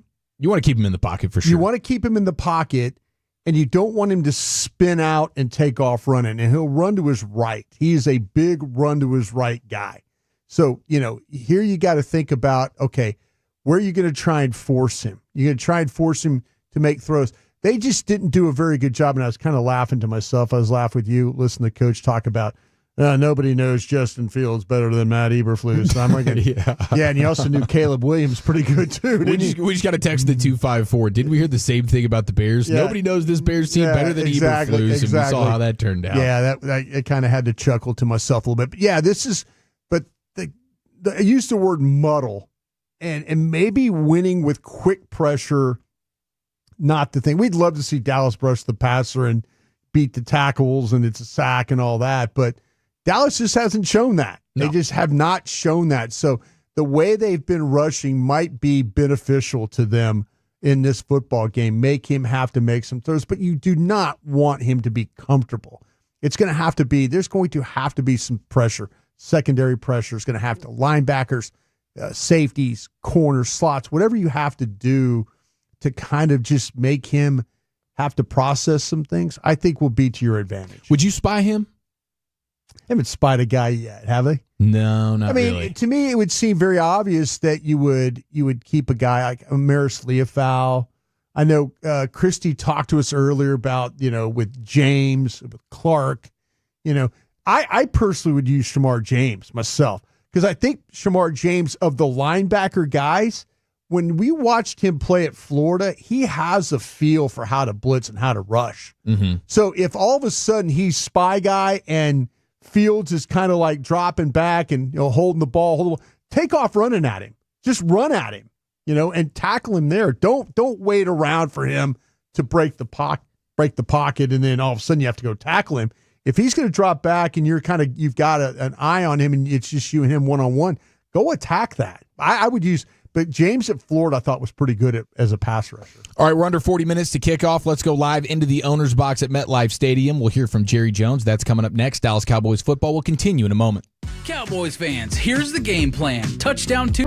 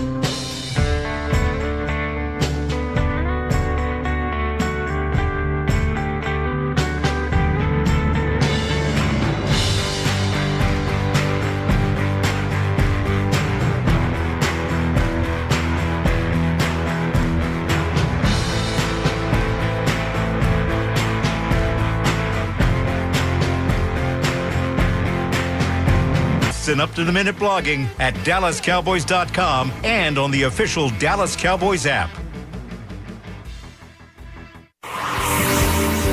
Here's Eric Chiofalo and Bryan Broaddus. All right, we're 34 minutes to a Week 5 Cowboys kickoff. Let's go live to MetLife Stadium, into the owner's box with Christy Scales, standing by with Cowboys owner and general manager Jerry Jones. Well, guys, we are in one of Jerry's favorite places to play because we are in the big house, just beyond the lights of New York City. Jerry, big matchup today. We don't get to play the Jets very often, but a lot of changes along the offensive line, and you've got the T.J. Basses and the Brock Hoffmans of the world and the Hakeem Adenijis. What gives you confidence today going against this tough front? This game, if we can come out and be competitive, which I think we certainly will, if we can come out and get out of here with a win, this is truly a team win. We talk about team, and it is team. But you've got to be able to win sometime when you don't have, let's say, 6 of your top 10 highest paid players on the field. So you got to be able to win. And if you do that, then you're winning with guys that aren't necessarily the ones that you thought you had to have to win. A game like this, in my mind, shows you play with 52 players. I'd love for you to talk about the challenge of the defensive front of the Jets, because Quinnen Williams, we know, was a trade target for you. Can you just speak specifically about him as an all-pro player? I think they'll pin their ears back. He is the epitome of it, definition of hard to block, hard to handle, disruptive. They'll pin their ears back against our line because of the injuries we've got in that line. And if we do a good job of making some holes, getting some runs, plus Dak gets that ball out like we plan to, then we'll show the anecdote to having a war daddy like Quinnen Williams. Yeah. The Longhorn fans are excited that Jaden Blue makes his NFL debut as a backup running back and get involved in a kick return game. So what are you expecting from Jaden? Well, I think that what he has is juice, and what we've got him set up to get is the ball where he can use that juice. And you'd say, well, is that space? Well, yes, but if he gets a little crack and he gets it up in the middle of a big crowd, then he can use that acceleration to get out of it. All of that is why he's got a chance to be a football player. He's overcome the kinds of things that a lot of rookies have to overcome, and that is he's just had to settle into what pro football players have to deal with. We appreciate the visit, Jerry. Thanks so much. That's the view from the owner's box here at MetLife Stadium as we continue counting down to Jets and Cowboys kickoff. Let's rejoin Eric and Bryan. Thank you, Christy. Today's owner's box brought to you by Yeti, the official cooler of the Dallas Cowboys and the Dallas Cowboys cheerleaders. And it's the official pregame show of America's team, brought to you by Aero Exterminators, the official pest control provider of the Dallas Cowboys. How about this? I just saw it. Jaden Blue, what do you think his over-under for rushing yards is today? Let's go with 35. Slam the over. 13.5 is all they're giving for Jaden Blue today. That feels like a number he should be able to hit. It might be the first carry. I mean, it very well could be. I'm hoping. They block it up right. Block it up, man. Block it up, get behind, span forward, steal. Maybe those guys get a little push, get a little Hunter Lipke doesn't miss his guy off the edge. Please, Had that happen last week. It's happened a few times this year. Hunter Lipke, he's gone from a guy that's kind of a guy that you could really rely on him for some target blocking. He's had some struggles this year with that a little bit. Yeah, and they haven't even attempted to really get him the football much. There was a give up 3rd and 13. They handed him the ball. Gave him an extension and said, okay, and you just become an ordinary player now. Yeah, they were getting more out of him last year. Yeah. He's fine on special teams. It's been the stuff with the blocking. It's been a little bit of a problem for him. Well, I'm interested. Speaking of special teams, I think there could be something to be had, especially when it comes to the punt game. We know about Brandon Aubrey and his dominance, but the Jets have had some issues with the punt return stuff. Yeah, I mean, Isaiah Williams was fair catching a ball at the 3-yard line. He lost his job. Yeah, they already had another guy go down. So, I mean, they're going to be on I think they're on their 4th punt returner already this season. Well, any Dallas is going to have to find a way to have some advantage at something. And they have the advantage at special teams when it comes to, I think, the kicker and the punter. So, hopefully they can.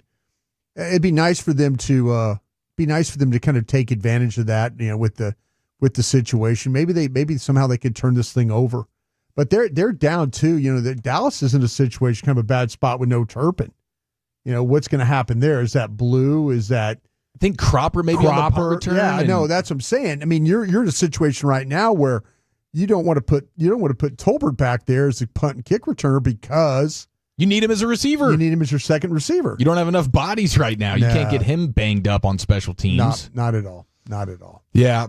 The Jets are an interesting team. They're winless. They find ways to lose. We know that. But they do have some elements to their team that are quality. I did see that Jermaine Johnson, he's inactive. Yeah. For the Jets, and he's one of their better pass rushers. Yes. So that certainly bodes well, but we know this is a flag-happy crew, so the holding penalties, all that kind of stuff. This is just maybe one of the weirdest games I can remember going into it. Very, very weird. And with the guys at backup positions and stuff, and Steelers struggle with some holding calls too.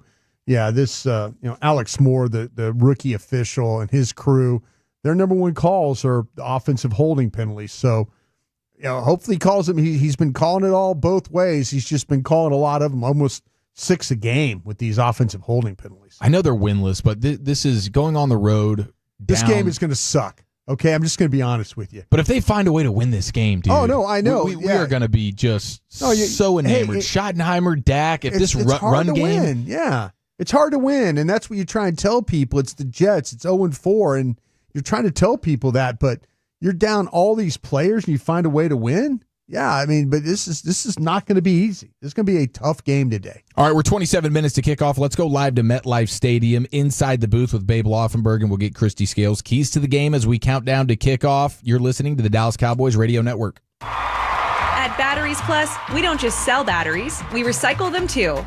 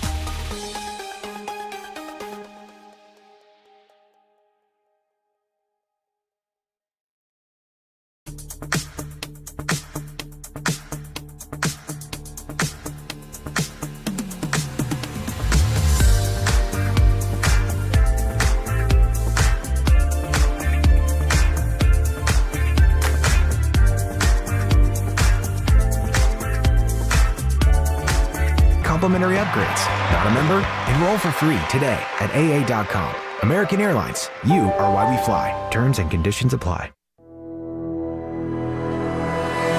Here we go. We're 20 minutes to kick off here on the official pregame party of America's team, Cowboys-Jets at MetLife Stadium. Let's go inside the booth at MetLife and have a conversation with Babe Laufenberg, brought to you by the WinStar World Casino and Resort, the casino of the Dallas Cowboys. Please game responsibly. Babe, happy game day, brother. How you doing? I'm doing great. You know what's so great about the NFL? Coming in here on the buses, and we're not actually on the team bus, but we're in the caravan with the team bus, and all the Jets fans are out there. I mean, they've been horrible, as we know. 14 years, they have not made the playoffs, longest stretch of anyone. But they've still got on their name-it jerseys and their Don Maynard jerseys. Yeah. Yes, I mean, it's awesome, and it's what the NFL has kind of become. We don't even care if you suck. We're going to be there to support you. That's right, man. This is absolutely America's game for a reason. We love it. But the Cowboys are broken and beaten, especially on that offensive line today. What do you think about Dak's opportunity versus this Jets defense? Well, I think the one good thing for this year, as opposed to years past, and I don't mean going back to the glory days, but they can run the football. So you can take a little bit off of Dak's plate. And I think the other part of this is, obviously, I know you guys have addressed it, 4 new starting offensive linemen from what they had in week 1. But the Jets are not a great pass rush team. So if you were going up against a really good pass rushing team, you might be pretty nervous saying, boy, we're going to have to really rein it in, get the ball out quick. And I do think they'll get the ball out quick early. And as the game settles in, they'll see, okay, how are these guys doing? How's our line holding up? And then you kind of expand it a little bit to some deeper throws. But no question, Javonte Williams helps this offense out today. Babe, how much confidence, though, do you have in the defense to make sure that Fields doesn't turn into a running back and gain about 200 yards on you today? You know, there's a great line from a Tom Petty song, and he says, I'm confident, but not really sure. Yeah. And I think that I don't know that I'm confident with this defense. And, again, it's been, beaten to death. But 4 games, these coverage breakdowns, and they thought they were going into the Green Bay game right with that kind of taken care of. They simplified some of the defenses. They simplified the calls. Communication was going to be improved. 3 plays into that Green Bay game, they're running free. They get a 46-yard reception. So if they can get rid of that, they're not going to be a great defense. We know that. They don't have the talent defensively to be a great defense. But they should be better than what we've seen, and hopefully that starts today. What are you seeing from Aaron Glenn and this team? Just seems like they just find ways to lose, Babe. Yeah, I think it's a much better team than people are going to give them credit for. I know you look at it and you say 0-4, and it's the New York Jets, and they've sucked for a long time, and they still suck, and it's a team that plays hard. Aaron Glenn has been down this road in Detroit, right? I mean, he was the defensive coordinator and under Dan Campbell, and they started out 0-10-1. They didn't win their first game until week 12. So he has a little experience in just telling you guys, look, keep working, keep doing what we're teaching, and it will get better. And obviously it's gotten a lot better in Detroit, and I do think it'll get better here. And very quickly, their offensive line is good. Now they can run the ball, the New York Jets. Their offensive line is big, they're physical, they're good. We know about Breece Hall. And Justin Fields, they'll have designed runs for him in this game. So, but if you can control that running game, make Justin Fields a pocket passer, the Cowboys should win. Babe, you're the man. Thanks for the time. Enjoy the game. We'll be listening. Thank you, guys. Absolutely. All right, now it's time for Christy Scales' Keys to the Game, brought to you by Pollock Aurora, proud supplier of the Dallas Cowboys. Christy, you said it's a little toasty out there today? Yes. Good news for the Cowboys. They're in their color rush all white, whereas the Jets are in their color rush all black. So obviously when they made the decision in the summer that they would wear all black today, they didn't know it was going to be 85 degrees and hot. In fact, in the bench area, it's the first time ever, I think, on a trip to New York with the Cowboys that we've had the misting fans going on the sideline. So, and I'm hope that the players stay in the locker room just a few minutes longer so I can enjoy this misting fan just for another couple minutes. Christy, is that an advantage for the Cowboys living in this the heat and humidity that we do?